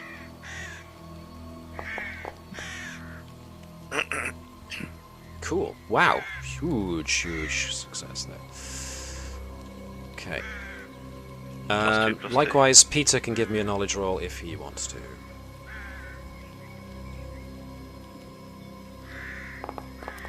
Just to see how you're doing over there. Pretty good. Take a hope. Both of you get 22. Okay, groovy.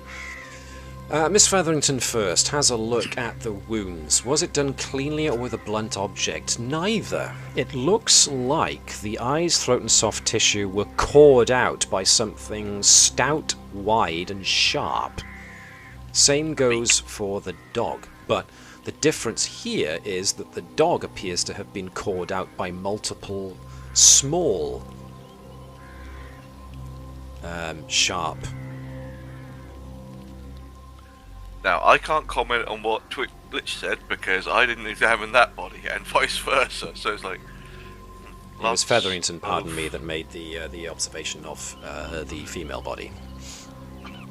I made observation of your feathers. Small beaks, though.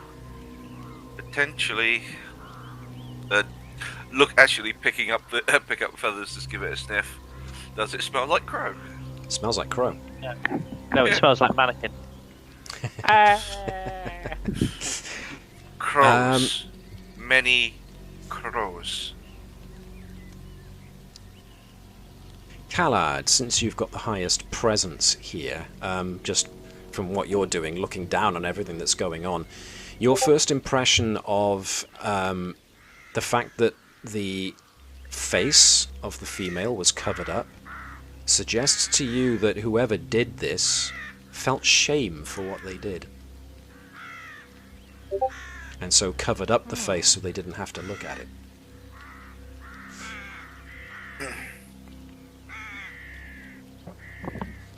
Featherington pulls out a small blade to use it as a means of comparing wounds.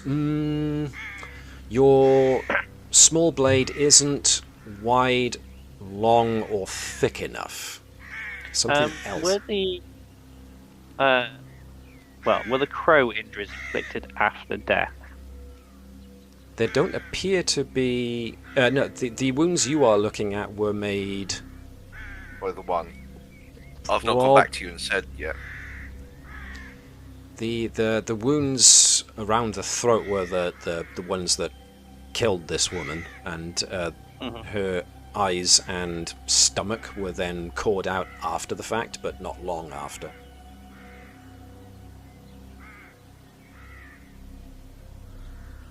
Looking up at the nearby houses for blood and or meat from roosting spots. Not that you can see, but you can't see any roosts. As the person standing on No, but rooftops... Yes. I was thinking it's more of a, literally corners and things, bits where they'd be able to sit comfortably and just nom nom nom nom nom after they've grabbed their bit of meat. Kind of thing. Well, the only one who can see any crows at the moment is Khalad, and he's on top, and they don't appear to be eating anything. the crows I can see, are they somewhere over that sort of direction, or...? Yeah, further south, southeast. Right.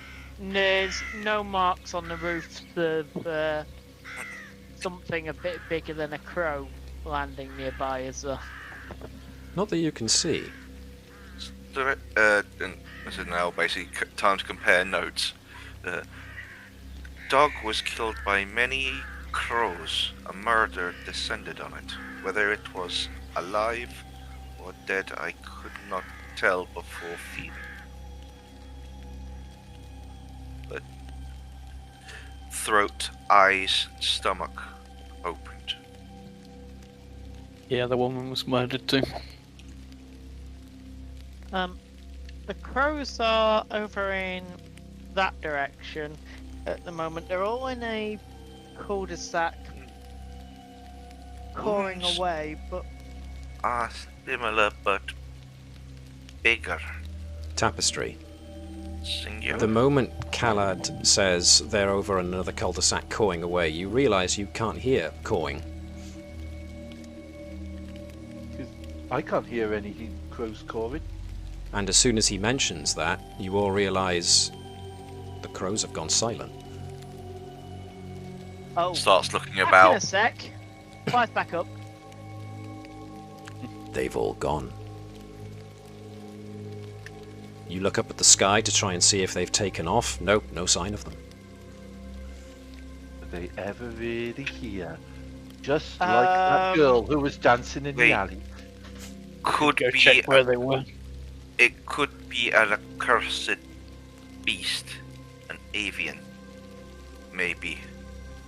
Wounds look similar but larger, singular compared to The the birds dog. are gone. We should move.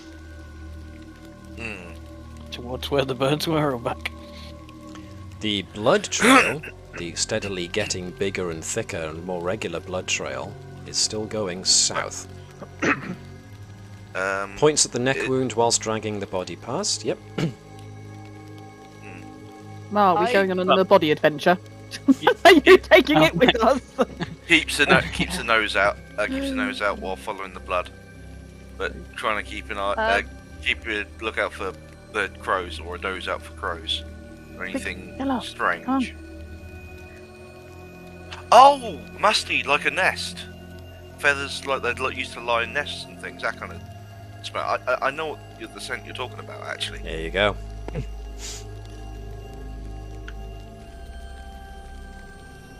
Again, points at the neck wound, does Miss Featherington.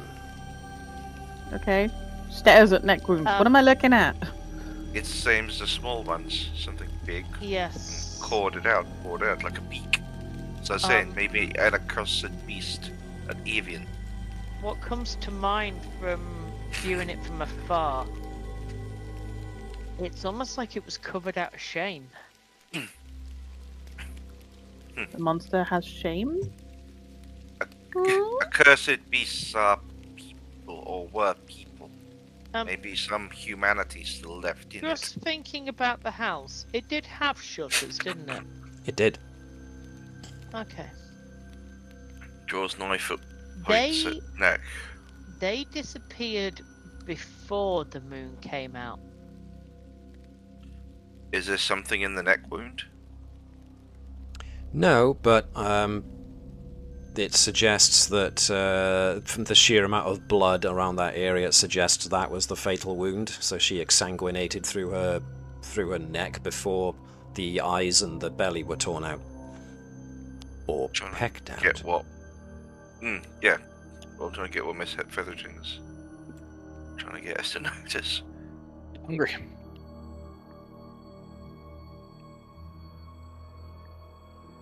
Okay. It's just given up at this point. Confused noises. Well, whatever. As you start following the alleyway further down, the blood drops become more and more frequent and bigger. What also slits its throat and drops it.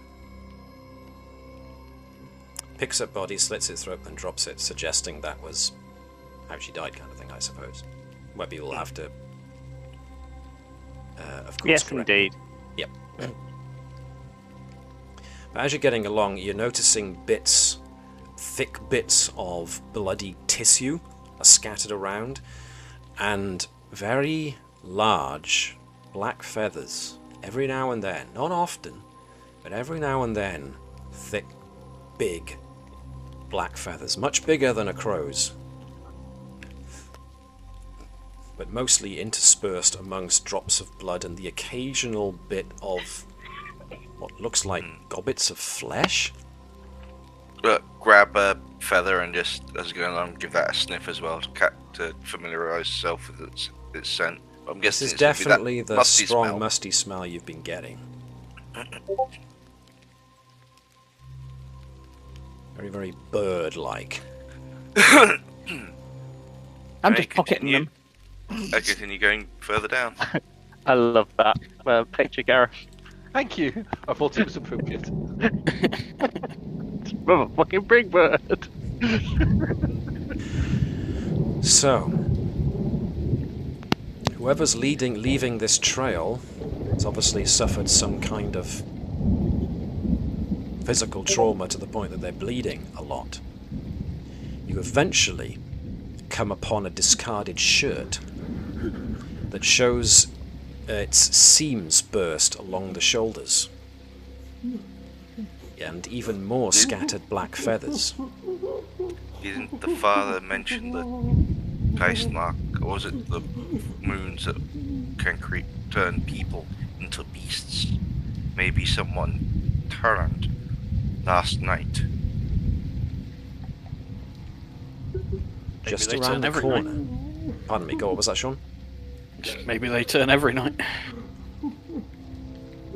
They did Any not right- shut their shutters. Miss Featherington, you can hear the sound of someone sobbing around the corner. Not that literal I'm corner. presuming you mean off screen. Off screen, yeah. Because you've been travelling through more of the alleyways following the blood.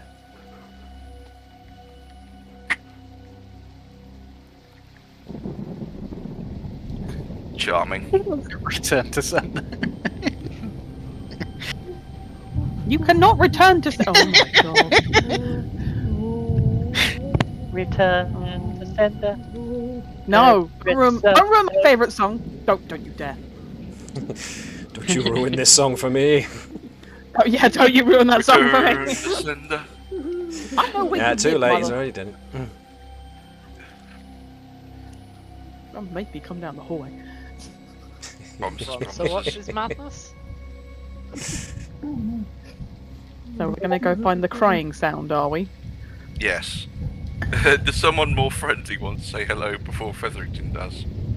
Right, let me arrange you Which guys. one of us counts as more friendly? We've got a ghost, glowy boy, eyeball boy, you, manic glitch, and then there's Featherington. You have the Oh, most humanist Featherington is features the at the face of moment. the Oh body. my god! If I'm the best choice we've got, we're in trouble. You look the most normal at first glance. Matt, Yo, given we apparently need to look more normal as we're travelling through, can I spend a few minutes looking at that body and then use an uncanny disguise to make myself look like a... Oh my god. Okay. Complete with wounds. No. Well, yes, actually. Complete Oh with my wounds. god. There's a compound trauma. It's like, I thought you were dead. Feather comes up dragging your body. I thought you were dead. You were wrong. Dead wrong. They just walk up. You did this to me. Then the body comes up. Interesting. Uncanny disguise. Why is Glitch so manically happy? Because she's surrounded by psychopaths! You're the opposite of manic depressant because you have to be. Yo. I'm not a psychopath, thank you very much. I'm a sociopath. Sorry, I'm surrounded by sociopaths. My bad, sorry. Wrong one. I mean, a psychopath would. No, I'm not going to say finish that. Oh, a psychopath? Well, but difference. Real psychopaths are those that believe they are a singular being in this field of reach that is our reality. All right. Where is there is? When did you Sound of sobbing. The sound of sobbing becomes muted somewhat by the hiss of rain as it begins to pour and thunder rumbles in the sky. Rounding a corner you spy a small cul-de-sac, though the houses appear lifeless and empty. Spatters and drops of blood lead you to see a hunched figure of a small man kneeling in the wet cobbles, his body racked with sobs, his flesh split open in many places like bloody open mouths. I keep following the scent. Guessing it goes to him. Yes, it does. I don't see a person on the map. Hold on. Please You should. Am I the only one that can't see him? He's he over is. here. Now he is. Now he is. Yeah, he wasn't there a moment ago. He just phased in. I do Interesting. not see anyone on the map. Oh, unless it's sorry, it's the body. It's Yeah. part of the background. Yeah. You're all when looking for a token, then it's not. It's literally a white blob. Yeah, when you zoom in, or when you zoom out, he just looks like he's one with the floor. Interesting. Glitch is going to try and look like she's normal. So, the guy has his hands very much covering his face, and he is difficult to see much of his features. He is small in stature, but has large feet, which suggests halfling. Howard walks up, put his hands on his shoulder, and goes, "I take it you lost control." He looks up, finally, at whoever's in front of him, and you cannot help but recoil as you see that his hands have actually grown long, sharp, hooked talons, and his face has split open to show a short, stunted beak protruding through his own face. He looks up and the beak opens as if he's trying to say something, but all he manages is a cawing cough. He tries once again to get a word out and just caws once again until finally, almost like he is about to vomit something up, he emits this long, loud, bird-like caw. And that's when you hear an answering one.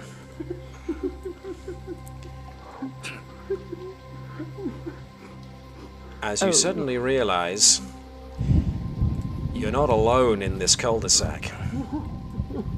There are large, winged, feathered shapes, some of them humanoid almost, hooked and hunched, and the clusters of birds that you saw before are also in groups staring down at you, but their eyes are all glowing an ember red.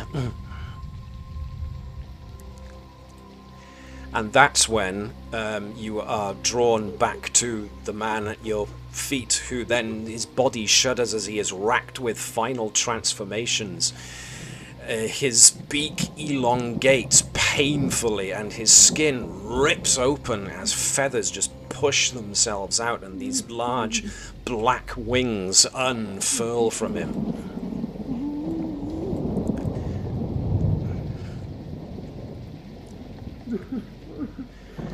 And he just issues this large, angry caw as his eyes turn just furnace red to match that of all the other creatures around.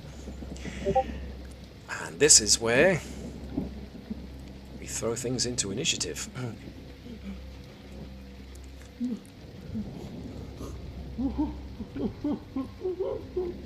So I bring them all to the fore. But the first thing I have to do... battle music!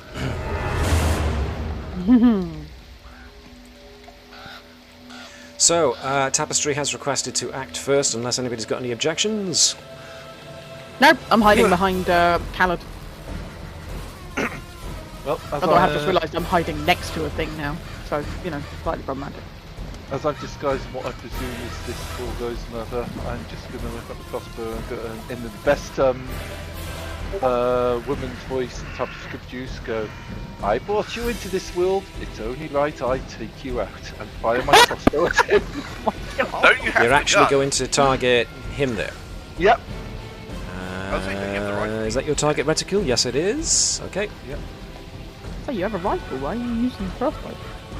It's quiet. The rifle's too loud for Tapestry, he brought him a lot of attention. Also, I can shoot better. This one uses my finesse, which is better than my agility. No, yeah, true. Oh, is that? Is that? You know it bloody is. Yes. Yay! It's a critical hit.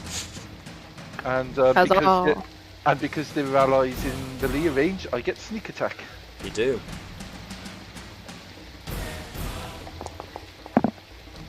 Ghost dice. Okay. 21 damage. Okay. Give me a sec. I need to do something quickly here. Do you want to pause before clicking the button?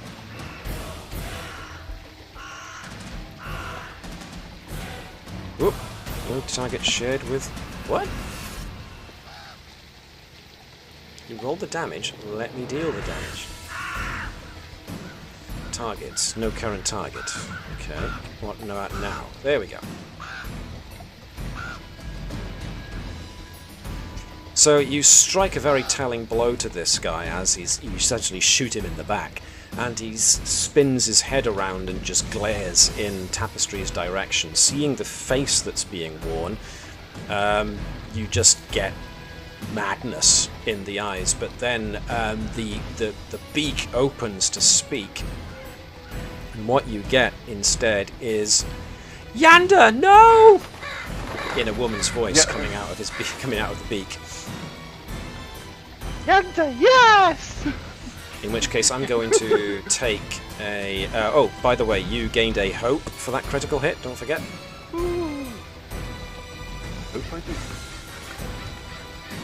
I am going to use a fear to spotlight this guy.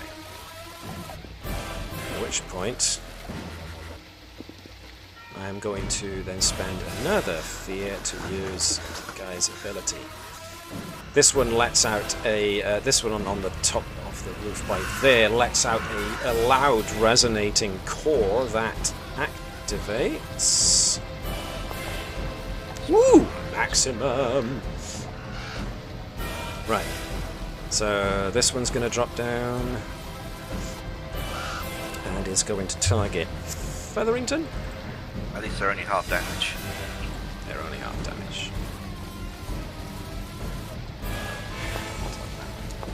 See how I do. That is a hit, so I'll roll damage. 7 is actually 3, so you can either take that as 1 on armor or 1 off of hit points. armor slot. Okay, cool. Another one that gets activated is this swarm of crows. As they come down and engulf Khalad and Glitch. I'd like a refund on this theme park ride. I'd hate to break it to you, but this ain't no theme park. You're not in Kansas anymore. No, she's on It's a Core World after all. Only one attack is allowed, even though this storm of feathers means that there are so many beaks and claws going for your face or your eyes, and heavens knows Khalad has eyes, that you are left vulnerable. Many tasty eyes with sweet eye juices. As such, the swarm of crows are going to actively attack Khalad because, well, eyes. Yay. I get a 2, which is awful, which is a miss. Okay. I have 2 more I can activate. You Let's blinked. go with this one over here is going to directly attack Galar. You know what? Nature's gonna put our goggles on! Too little, too late. That's an 8. That is not enough. That is... Oh, that's a 10. That is a hit. Oh, -2, and then it's an 8. Manages 8 damage, which is 4 damage, so yeah, that is... I'll roll through it with my Predos. I just can't seem to access my character sheet for some reason. You can't access your character sheet. I've just Not crashed as well. broken. Yeah, I think I might have crashed. I'll reset. Do you want to take it on your armor? I was going to Predos, it's a miss. You're going to prayer dice it as a miss. Okay, cool. Yeah. If I do that then... Doosh. Knock off a prayer dice. Takes 2 away, so your thing is 10. Yeah, there we are. So it is a miss. Okay. 1, 2, 3. One more. Let's make it. How far is he? That's too far. Let's activate this fella then. He's gonna take a direct shot at Tapestry as he comes lunging in I with... think you mean his own mother. You're probably disguised as his wife, not his mother. Yeah, but Tapestry wasn't paying attention. Yeah, so... Besides, I don't really put that much onto identity. Oh! Tit for tat! Or crit for tat. 17. Half of 17 is 8. So that is either 2 hit points. So you can take 1 on the armor slot and mark 1 hit point as well. Okay. As he comes in and jabs a very sharp beak into you. Now, as for that guy, was that his action? Yes, it was. So, Miss Featherington has requested Spotlight, unless there's any objections. No, No? something's I know about to be Galar- deleted. I know Galar had hand up before the third attack. Yeah, I put it down because people ended up in melee. Okay. Featherington.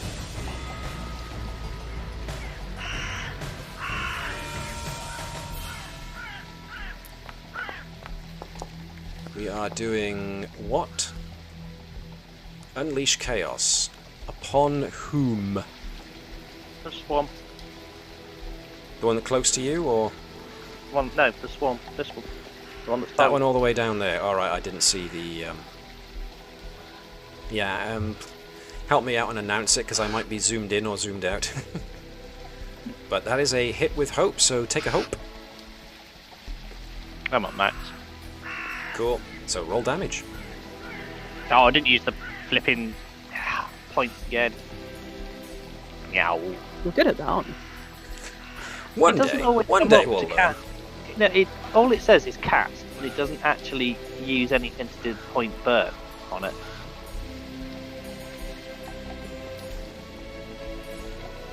We'll see if we can help you remember. No, if I click the cast button, it doesn't do anything. I have to do it manually to do the actual bit. What's the addition if I spend on it? I mean, the most you can only do is 3.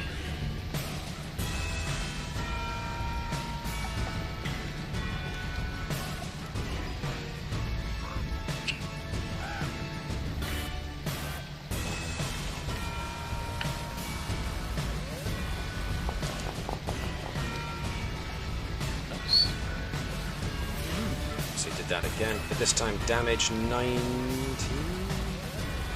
Nope, that actually got it. Pardon me. Did nothing. 22 with her. No, Yeah, that's a hit. Damage 19. Okay, groovy.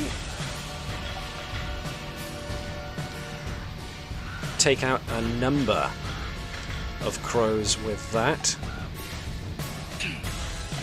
But, yeah, very good. So, someone wants to use their new shiny toy. Yes. Alright. Does Miss Featherington want to stay there or move? I'm quite happy where I am. You have reduced the swarm down to less than half its number, so their capabilities of inflicting damage are now lessened as a result. That was a roll with hope.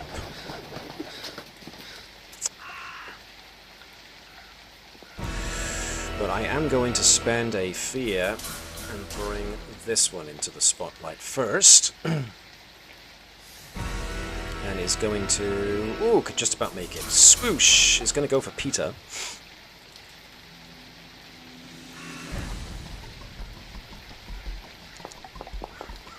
Gets an 18, which is a hit. I mean, it's very hard to miss. I get maximum damage. So that is a major. So it should have sent you the notice. 1 hit point, 1 major. Okay, yep. Sharp beak manages to pierce through an armor joint. Now it is Kalad's turn.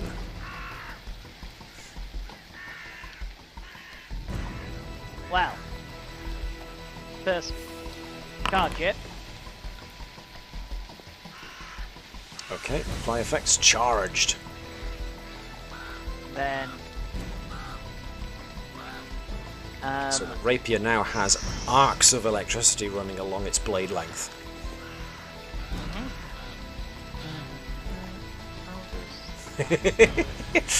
Glitch swoons. She's all excited. She's like, ooh, yay! I get to see it in action. and Sparks flying as you feel Stab it. electricity in the air. Stab it. Hit with fear.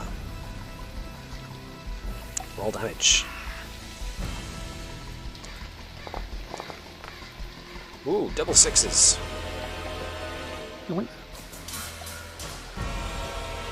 So, just like what happened with Miss Featherington, you managed to destroy enough of that swarm that they are now at half strength and below.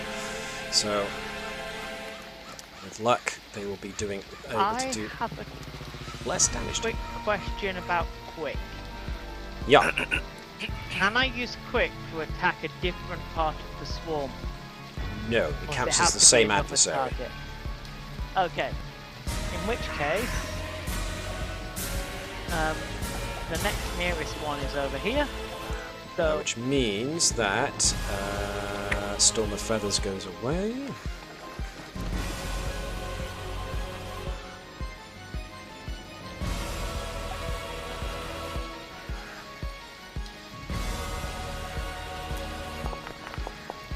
Makes an attack. That is a critical Nails it. hit.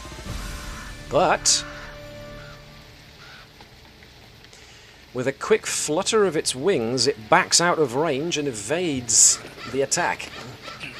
You still get the hope and can clear a stress. Mimi. how do I get the... Oh, clear stress comes from crits, doesn't it? It does. Yeah. Okay. Well. I made an attack. It doesn't say it has to hit. Correct. Oh no, you don't. Wait, You can do that too. Now come back here! I see. Is that another move and another attack? 3 attacks. Well, I He's can use essentially quick to holding on keep to going. the. As long as he's got stress to spend, he can technically make another attack. Ah. That is a miss with fear, Oh well. which means I get the. Rebuttal. Yes, indeed. Or a Means positive, I will maybe. spotlight this fine fella. Who can't quite make it down there in time, so it's going to position itself there with a double move. But then I will hold on to the initiative and by spending a fear to reactivate this fella. Spend another fear to make him cloaked. Yep, come on, I targeted. There we go. And since he is still got the spotlight, he is going to do an ambush attack on Tapestry in an ironic turn of events. But gets really, really bad rolls, and therefore... Then again, he could just not. Oh, that was terrible. I'm not liking these people that you're hanging around with. Why did I hit that twice? I What the don't hell? So, yeah, Tapestry essentially hears it coming, the flutter of wings announcing the arrival of another one behind you, and you manage to jink out the way nicely to as you sense it coming. Peter has requested the spotlight. Peter gets the spotlight.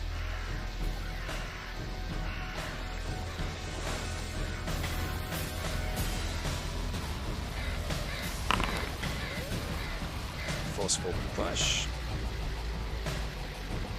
You do like that forceful push, don't you? Ah, terrible. That is not a great roll. That was an 8 with fear, so that is a miss, which means spotlight immediately comes back to me. Did it spend your hope? Yes, but Okay, cool. I only spend it if I get a hit with fear. I hope hit with hope though on that ability. Additionally, you can spend hope to make them temporarily vulnerable, so if you hit, so yeah. Okay, cool.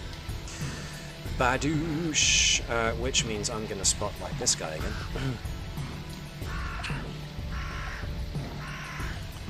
Which means I am once again going to...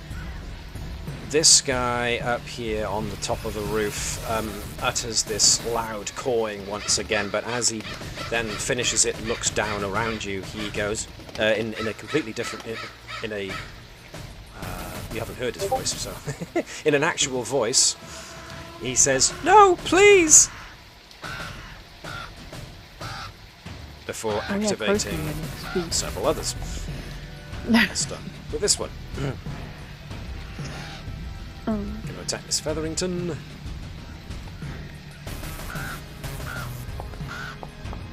I get an 11, which is a 13, which is a hit.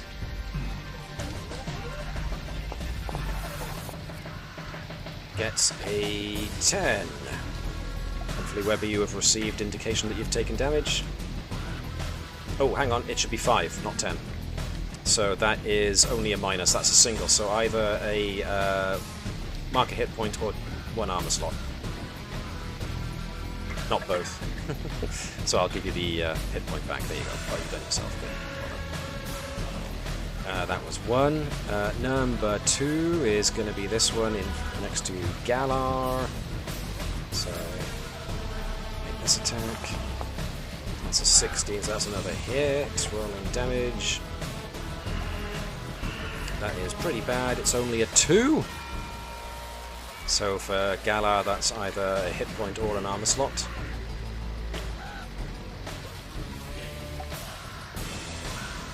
Your choice. Wait for it to pop up. It won't be popping up because it's right, doing okay. half damage. So. Okay, yeah, I'll take armor. Armor. Nice. Number next is gonna be this Crowstorm, who is just going to move, not do anything else. But because Featherington and Tapestry are both within its area, they get inflicted with Storm of Feathers. That was 1, 2, 3. One more. Let's make it this guy here, who you guys seem so intent on. Gonna take a swipe at Calad. Run, duck, we hug. An 11 for 13 is a hit. Doing 7 is a 10 is a 5 on Calad, which means that is 1. So either a hit point or an onslaught. He won by... He was a 13, my evasion was 11. I am going to mark a stress. My evasion is now a 13. So he's still hit. Okay. So I wouldn't bother if I I love were the you. confidence that. Fair enough. Sorry, I couldn't remember if it was It's on or over. equal or not. Meets On or over. No. Okay. That's how much I need to take on armor? It was 5 damage, which is a minor for you, so either 1 on armor or 1 hit point. 1 on the armor. Okay, cool. And that is all of them. Gala has requested the spotlight. Gala gets it. I feel like I need to set my potential brother on fire because that's fun. Talk about family feuds. Yeah.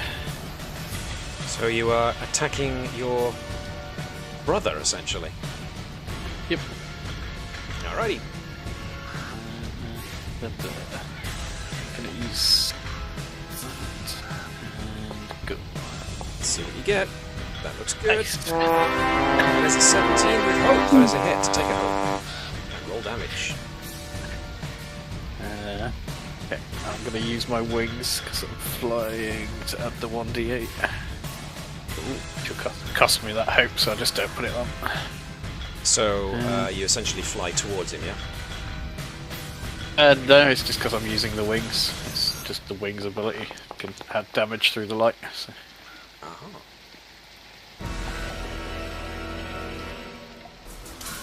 Down he goes. So, And yeah, in he these gets last moments, I want you to know I never let you. hit in the back with a flaming bolt, and his feathers catch light, and he starts to flail around and curls up. As he goes down, you defeat him. Okay, do you want to move from there, or are you good up there at the moment?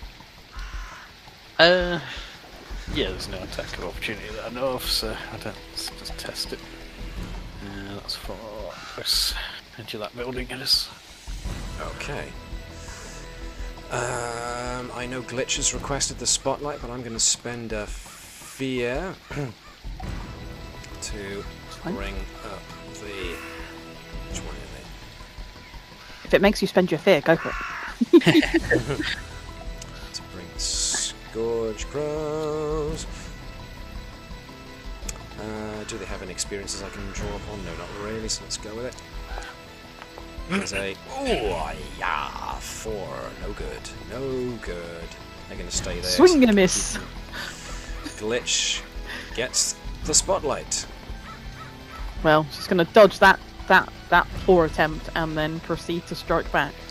Can I shoot into this, like, bird? Is that even possible? Yes. Okay, cool. I don't know, I've had some games where you can't shoot into it. So.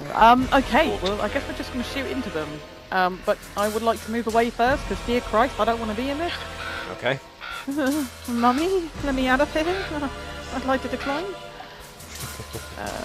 And then we're just going to do the old favourite and just shoot it, because there's nothing spicy that needs to happen right now. Sure. 6 birds, 1 bullet. Yes, indeed. Just give it a go. Why That's not? magic.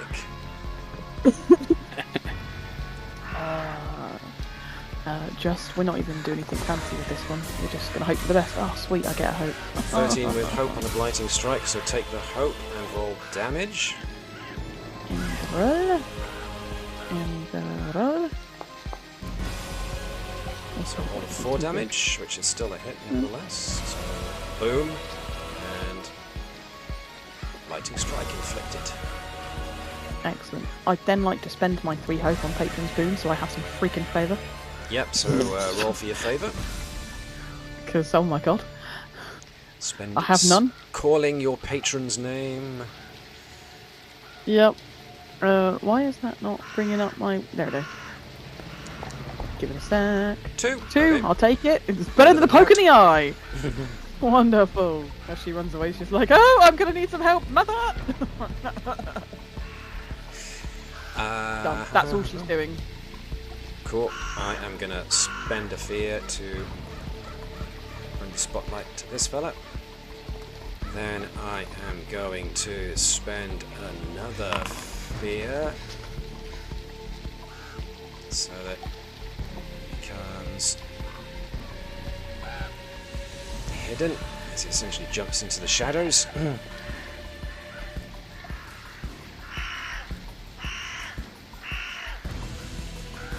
Then makes an ambush attack.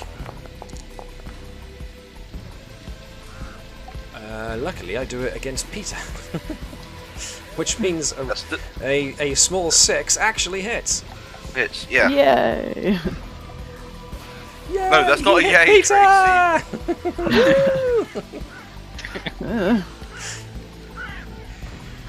This one, as it attacks you from behind, it goes. It actually says in a child's voice, "Let me in! It's cold outside."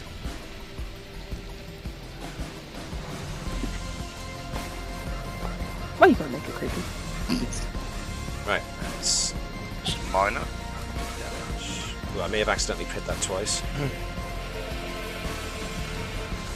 So if it comes through I know 2 it's times, then yeah. it'll hit. But yep, that's armor. Peter has requested the spotlight, if that's good with everybody else. I think we're all just taking turns today. Cool. Peter. Let's see if I can kill many birds with one bird. Come You can on. hit a bird with another bird. Yes. Excellent.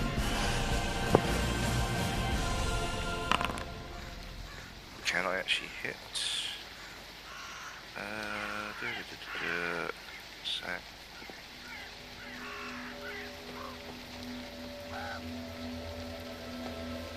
I'm going to use my dedicated bonus, specifically Lieutenant No Mercy to the Corrupt. So my hope dice is now a d20.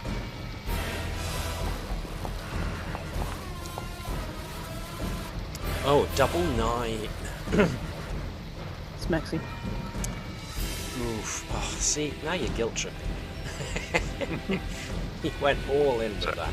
Okay, yep, cool. Roll damage. And I get another d6. There should be an input box for you to put in any additionals. Yep. Here's d6, yeah.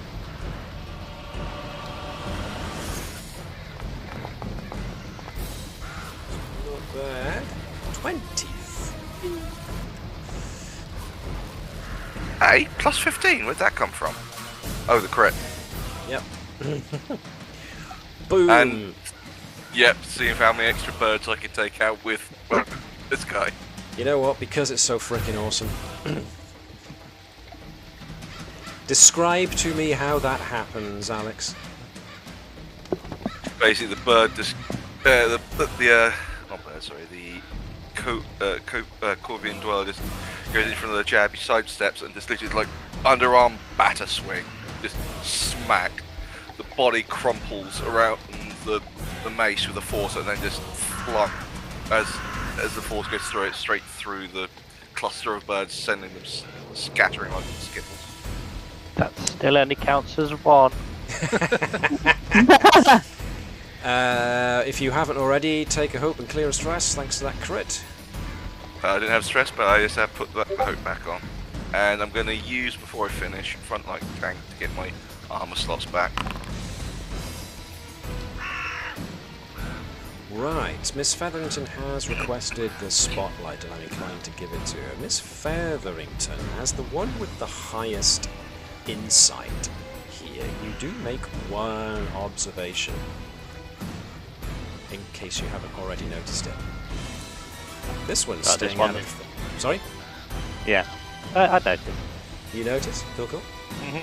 And that's the one that's been doing the call. Yeah.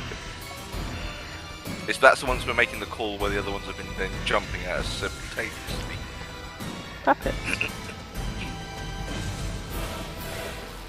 Good to know you were already there. Didn't even have to tell you. Channel. Gain hope equal to the level of the card you just channeled out. No, I'm not gaining hope. Enhance the spell that deals damage. Ah. You can choose to either. Yes, pardon me. I didn't put bullet points in. Or double the damage of the dice. No, that's on top.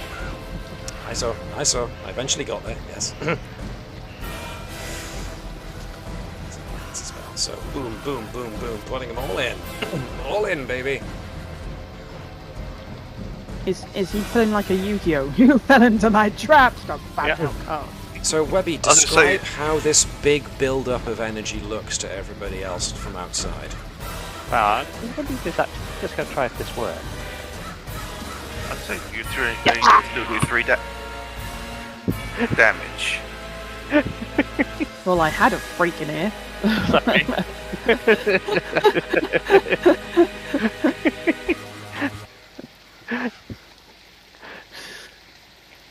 How did you go there? Well, I will edit the macros so the volume's a lot lower. Thanking you muchly. There's also now a bunch of deaf stream watchers like. Well, let's see, shall we? Was there a macro So there? much. All I heard was cackling dying, which I just assumed was Webby tripping over and strangling himself on his own microphone. There was a sound that went off. It was like, what on?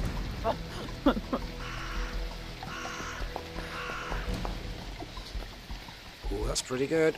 That is a 20 with fear, so that is a definitive hit. Gain a bonus to your damage roll equal to twice the level of the card. So the card is... Well, 1. 1. Yeah. You've only got 1. Yep. So that's 2 adds on. Double the damage of a die of your choice. Which means you have to roll a die first. Yep. And I'm going to use my Bardic Value dice as well. Shush up. Throwing all of this in. So only 3 damage. Who cares? Sometimes we just have to go all out and yeet us, delete us something. You shall be deleted forever from everything, ever. Wow, that's a lot. I think That's that a lot of 9 damage. That 9 looks spicy. So let's make that 33. I want to double that 9. I just remembered I could have actually re-rolled all my damage dice, but it doesn't matter, I killed it anyway. How presumptuous. Let's see, shall we? Right, mathematics never was stronger, but let's have a look anyway. So that is an 18, Try it again. 25, 31, 33. 33. My god. So that is massive damage. So, describe to us all what this looks like, Webby. Sounds like this. Much easier. Same as what it's always been. Reality just folds round it. It's inside because it's outside and it explodes outwards a bit. Is there a build-up of energy around Miss Featherington is what I'm interested in. I'd probably say yeah, for the amount I just spend into it. Okay. Ba-ba-boom. Alright, he's still standing though. Oh my god. So he's still standing? Can we shoot him? Don't. Because that firing was line? with Oh my god. fear, I'm gonna spend a fear to activate this one, who is then going to have another fear spent in order to cloaked action. Whoever's got long range, you want to do a group action and do a firing line? I can. Yeah, I can throw firebolt at him. Excellent. Oof. I'll go in with that. Badly. Cool. Right. Oh shit! Where'd he come from? Behind Lindsay you. distracted. Luckily, you He's noticed behind just in you. time as a flutter of wings alerts you to something coming in behind you, and you just managed to dodge out the way. Squeak!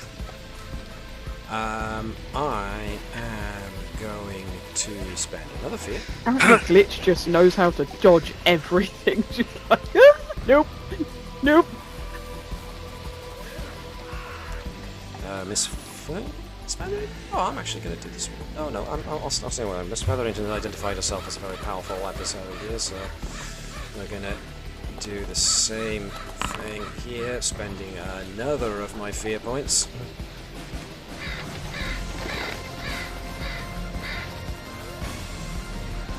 Let this one disappear.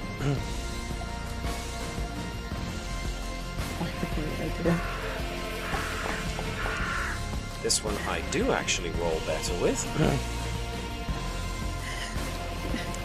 As that comes in as a hit from an unexpected angle.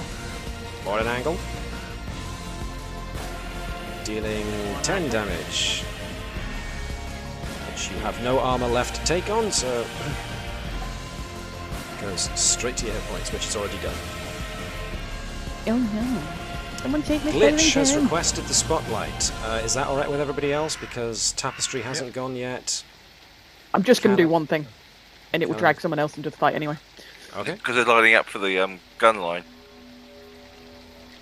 Glitch, you've got the spotlight. Cool. I'm gonna. We're not gonna run that far. Jesus Christ. Agility check. Computer, please, please, computer. I'm gonna run over here. Okay. Tag, you're it, Khaled. So you can deal with that one. And yell for the firing line over here, please. Are you actually going to fire, or are you going to wait for folks and try and do a, I'm gonna wait. tag team roll? I'm gonna wait. You're going to do a tag teaming it, right? So, hey, you. Yeah. It's going to have to be someone other than Glitch, though. It's going to have to be someone Glitch else. has no hope. Yeah, Glitch has no hope at all. Can someone with some hope come and join the firing line? Whoop. Also, can someone else deal with that thing? I've got 1 point of hope, so... You need 3 to do a tag We team. need 3. Yeah. Oh, Guess right. that's Galar doing it with you then. Yeah, I've got 4. Okay. If you need it, I could as well. I've got 5. No, I've got 4 hope, sorry.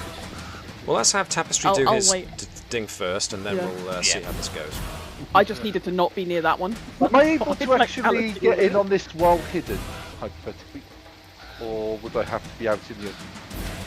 Say that In again, the sorry. shadows just behind me.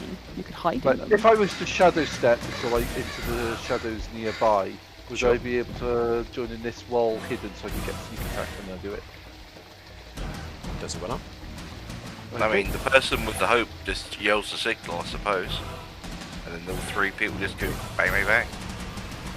Okay.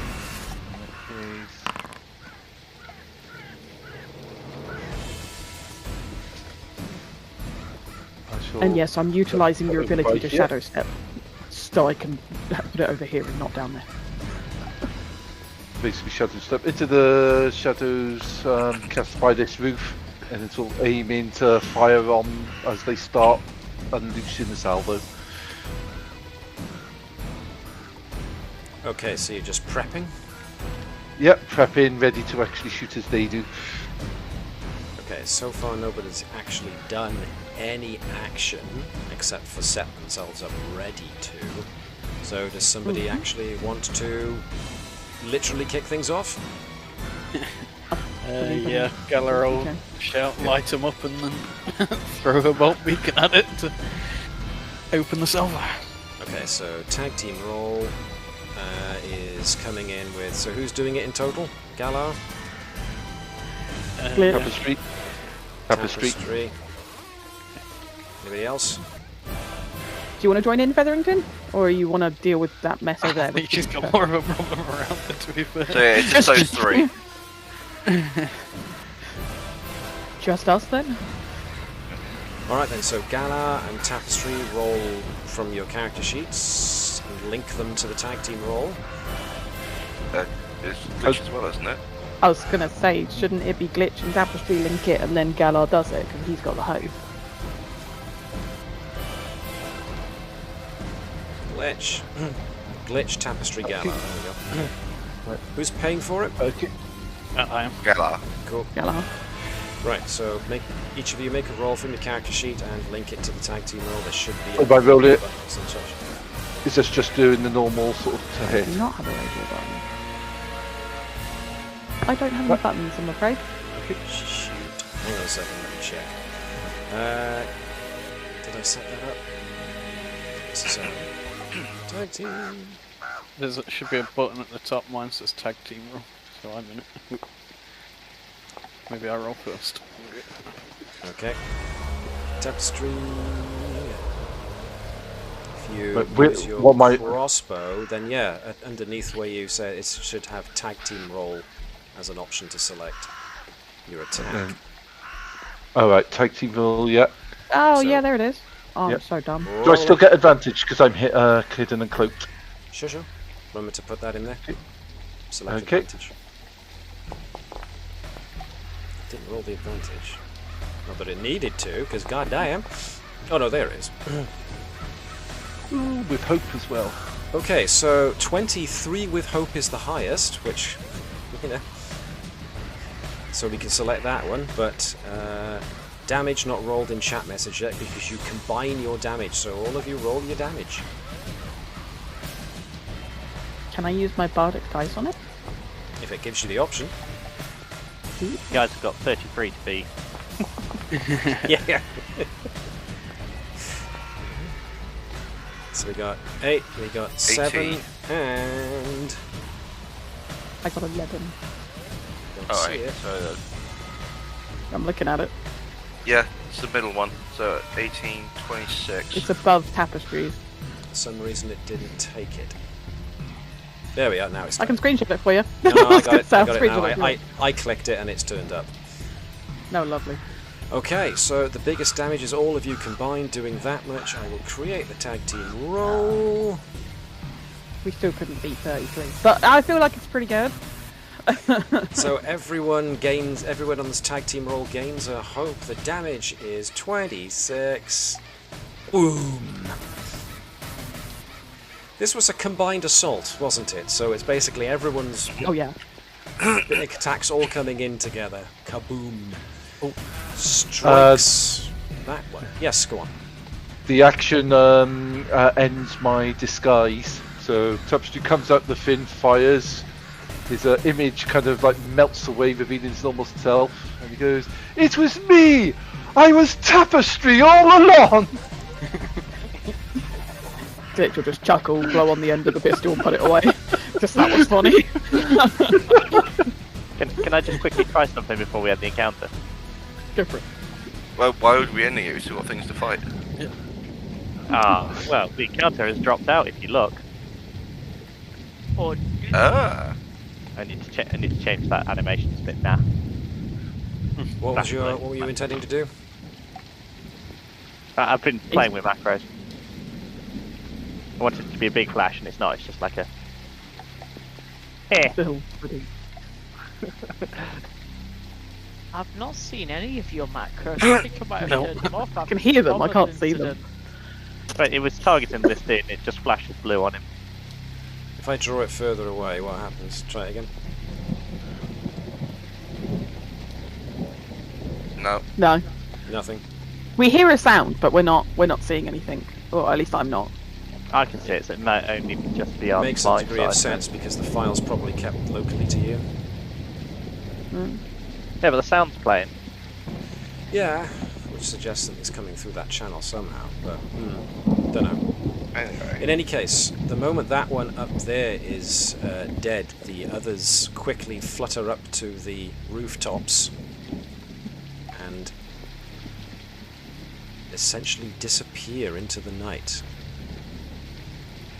The one who transformed, the one who is currently a burning shell of what he once was, Yander, is there curled up. Most of the feathers have burnt away, his skin is displayed, and it's the flesh is sizzling in places, and he's reaching out in Galar's direction.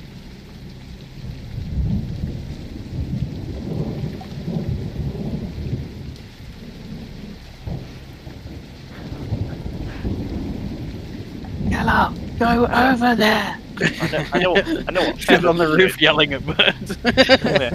I know what Feathers are doing in this situation. I'm just like, but it's plot related, so it shouldn't. We'll walk up and just snap the neck kind of thing. Yeah. So, Armor. Callard, Miss Featherington, whoever's actually drawing closer to Yander in his scorched state, he does actually look up at whoever's closest and manages to utter one last word. Please. Oh, is that like, please, I want to die? Yeah. I'm taking Galar! it. He wants to die. Galar, come say your goodbyes, please. If you know this one. It doesn't. We still haven't found You're the just not going body. to shoot him. I just wanted to write it. You will not shoot him because it's. So we haven't found the body of his wife. Is that? We've been dragging her. We've been dragging it on. Sorry, my mind's going. For some reason, in my head, I was thinking. Tapestry was dressed in it for a while. No, my head just went. No, because you had the picture up. Sorry, that's what my brain went to. You had the picture. No, it's not the picture. It's, sorry. They killed it twice.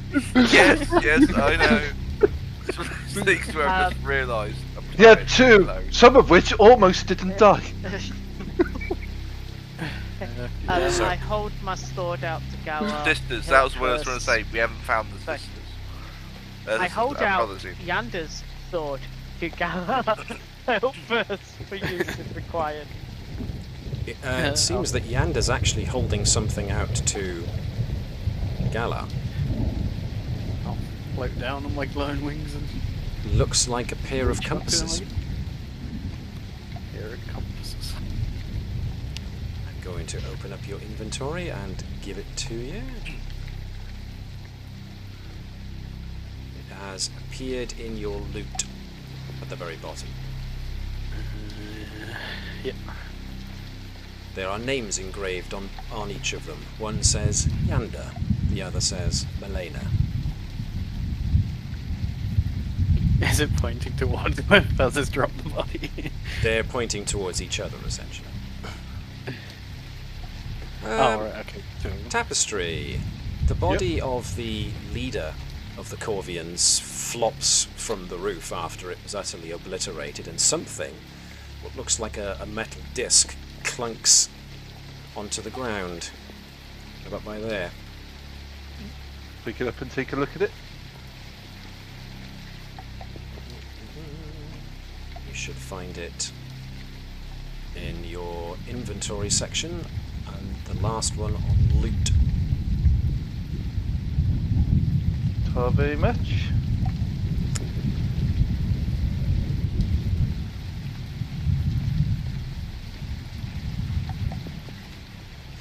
But that's it.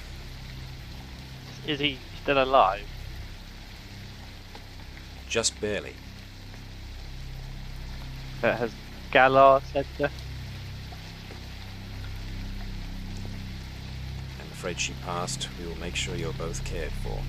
Okay. Is that do you nod at Feathers? Nope. He's like Birdman. Do you dead. take the sword to finish the Yeah, job? she'll take the sword. Yep.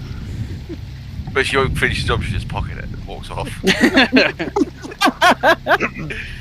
I see Glitch shoots him, so does Glitch actually finish the job? No, I did say she doesn't because that was before Galar even spoke. But if Galar looks like they're done, she would shoot them if Galar doesn't do anything. Yeah, I mean, if he's looking like he's unsavable, she'll finish him by going for the heart and cutting it out. Right, sure. Because it feels like the right thing to do. Yep. So she's taking his heart and her heart. Right. I thought for a second it was going to be a thing where it's like he's reaching to give the compasses, and we all assume what he actually meant was "please kill me," so we just slot him. He's still a threat. Get him. That's the problem. Is that he just said please to Feathers, and I was just like, she'd kill him.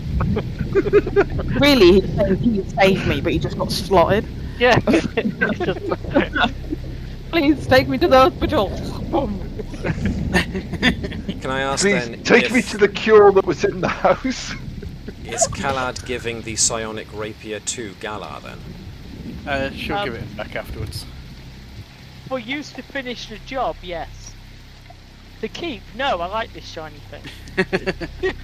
Mine now. So essentially, yes, that brings this particular part of looking out for the neighbours to an end. If somebody has anything they want to add that their characters do at this point, feel free to right now if you wish. I'm already No, making just- plans to steal some mansions. I'm making plans to steal a sword. I mean, what? Sword, My a God. gun, the spear and the glaive / spear and shield thing. I know there's one There's- more there's weapon, everything. isn't there? Oh yeah, there's where's the other weapon? Because we've got three, haven't we? We've got a sword, a gun axe. Gun cleaver. You've got the glaive thing that becomes a spear and a shield that Galar's got. Oh, I need to have a look at the gun one as well.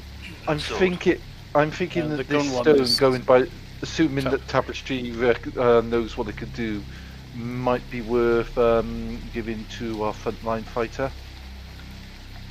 Oh no, I just want to take a look at it for the sake of appeasing a patron. Frontline fighter can't use it for anything. No, I'm Totally. talking about the stone that I picked up. Oh, what? Tapestry will show the stone that he picked up from Big Bird. That's So exactly will what his name Tapestry is. actually? It is now, Mr. B Bird. Will Tapestry know what a Valor Stone is and does? Just Emo holding it bird. seems to remind you of what it can do. Okay. You're not sure if that's a quality of the thing itself or if that's another half memory coming through. Basically, it's something that you can attach to armor, and essentially, if the armor is about to break, it can give you the possibility of reducing the severity of the blow. It's like a little lucky charm. I just feel that sort of thing is probably better as someone who takes a lot of hits. I'm more of a person who tries to avoid being hit in the first place. That seems like a good idea. I'm happy to accept unless Kalad needs it. I don't think things really survive long enough around Kalad for him to need it. just Once saying. back at the house, lays the bodies on the bed and throws the covers over them and places a handkerchief over their faces. Ah, okay, it's very nice. Okay, so yeah, I think Peter would take the stone then. Yeah, Essentially- Tapestry will give the Valor Stone to Peter in that case. So just delete Valor Stone from your inventory then, please, Gareth. Meanwhile, for Peter, what we do is we go to your plate armor, edit that, and we can now assign you the feature Resilient. So let me do that Oh, now. you're doing that as we speak, yeah. Yep, doink, done.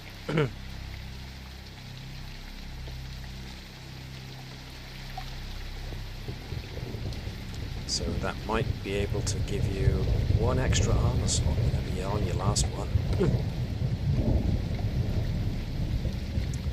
Yes, the holy symbol, funnily enough, is pretty much the Inada, but it's like the arms of the X of the Inada across the middle is slightly more pointy than it otherwise is on the symbol on your backpack.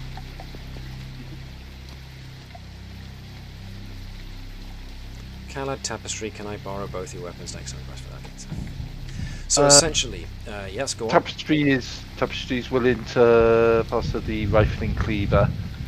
It's a Not decent right thing, but yeah, it's more it doesn't play to Tapestry's strengths, both as what he uses to fire it and the fact it's very loud. And Tapestry is a quiet guy, so yeah, Tapestry's happy to hand it over to you. She doesn't want to keep it. She just wants to look at it. I would actually give you the psionic rapier to have a look at now, because I've got a spare sword in my pocket. Oh my. I can cope if I'm attacked en route. Well, you're right. She just wants to look at them because they're all different, and now we've got 3 of them. And now she's now determined to examine all of them and see if they all are funky little doohickeys. That's all. That's all she wants to do. Okay. So this is some pretty major things in here. Back at the house, Miss Featherington lays the bodies down. Galar takes the hearts and Carter symbol and treats them with whatever. Glitch is requesting to see things once everybody is back at the cathedral, which at this point in time still counts as your de facto headquarters for the moment. So you guys, I assume, are going back to the Cathedral of the Radiant Church in order to report in what you've discovered. Should we not stop over at Mr. Dwarf? Also, knock Do on we the not door look of about Mr. stealing that mansion? Yeah, also he would like to steal the mansion next door. No one's using it. Well, Does it count as stealing if it's not in use? Does it really? Tapestry, I have it. Will say that anything you want to get out of that mansion has probably been looted already. So that mansion has been empty for a long time. Just want Oh. the house. Free house. Yeah, Tapestry didn't say anything about stealing from the mansion. He said stealing the mansion. Yeah, so as far as Fordre is concerned, Walk if off you with want it. to hole up in the mansion instead of the cathedral, then Good. nothing's really stopping it. Yeah. We could hole up in it, and then we wouldn't be in the way of the church. And The Tapestry No. I can mean, take on the holy identity. ground does have an advantage, though. Yeah, but Ground, Tapestry can that's take it. on the identity of a noble for a few days. But you can do that anyway. Nothing was stopping you previously. Yeah, but if we're just slumming it in a church, am I really taking on the identity? You just walk around going, I donated to this place, I own that. he's got to do his method acting, and he can't do that if he's in a church. Before this tangent goes further than I can possibly stop it, I am going late to now, stop boss. it before it snowballs into something like a juggernaut coming down the Alps towards me. So, maybe we can continue the conversation, but by all means. This is where I am going to call an end to this current episode. There is a part 2 to Keeping Up with the Neighbours. Keeping Up with the Neighbours? Is that what I called it? Yeah, let's go with that. Looking into, Something like that. But it is now. looking into the neighbours or something. Looking after the neighbours. Looking out. Project Stream Looking is out for looking the out for the neighbours. I know my own stuff. Maybe. Sure, boss. Thanks to everyone who Sorry, dropped down. by to have a look.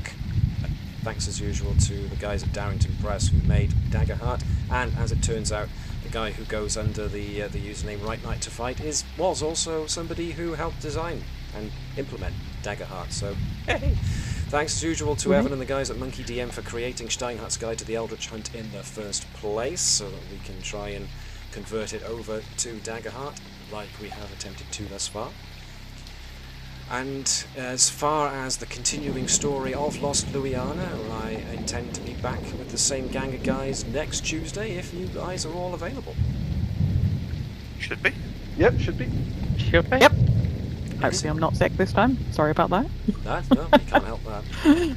You will be. In that case, I'm going to say thank you very much not only to my players here who have been awesome as per usual, but to everyone who has stopped by to see this video later on YouTube. If you like it, give us a thumbs up just to say you do, just to maybe point the algorithm in our direction, but who knows what the algorithm is up to these days. Like and follow, people. Like and follow. Yeah, not that it makes a difference. The algorithm will make its own mind. All The hail algorithm the will make its own algorithm. algorithm up. How does that work? The algorithm will do its Answers own in the thing. comments. In either case, thanks for tuning in, folks. We hope to see you next time, but until then, I will say good night out there. Whatever you are.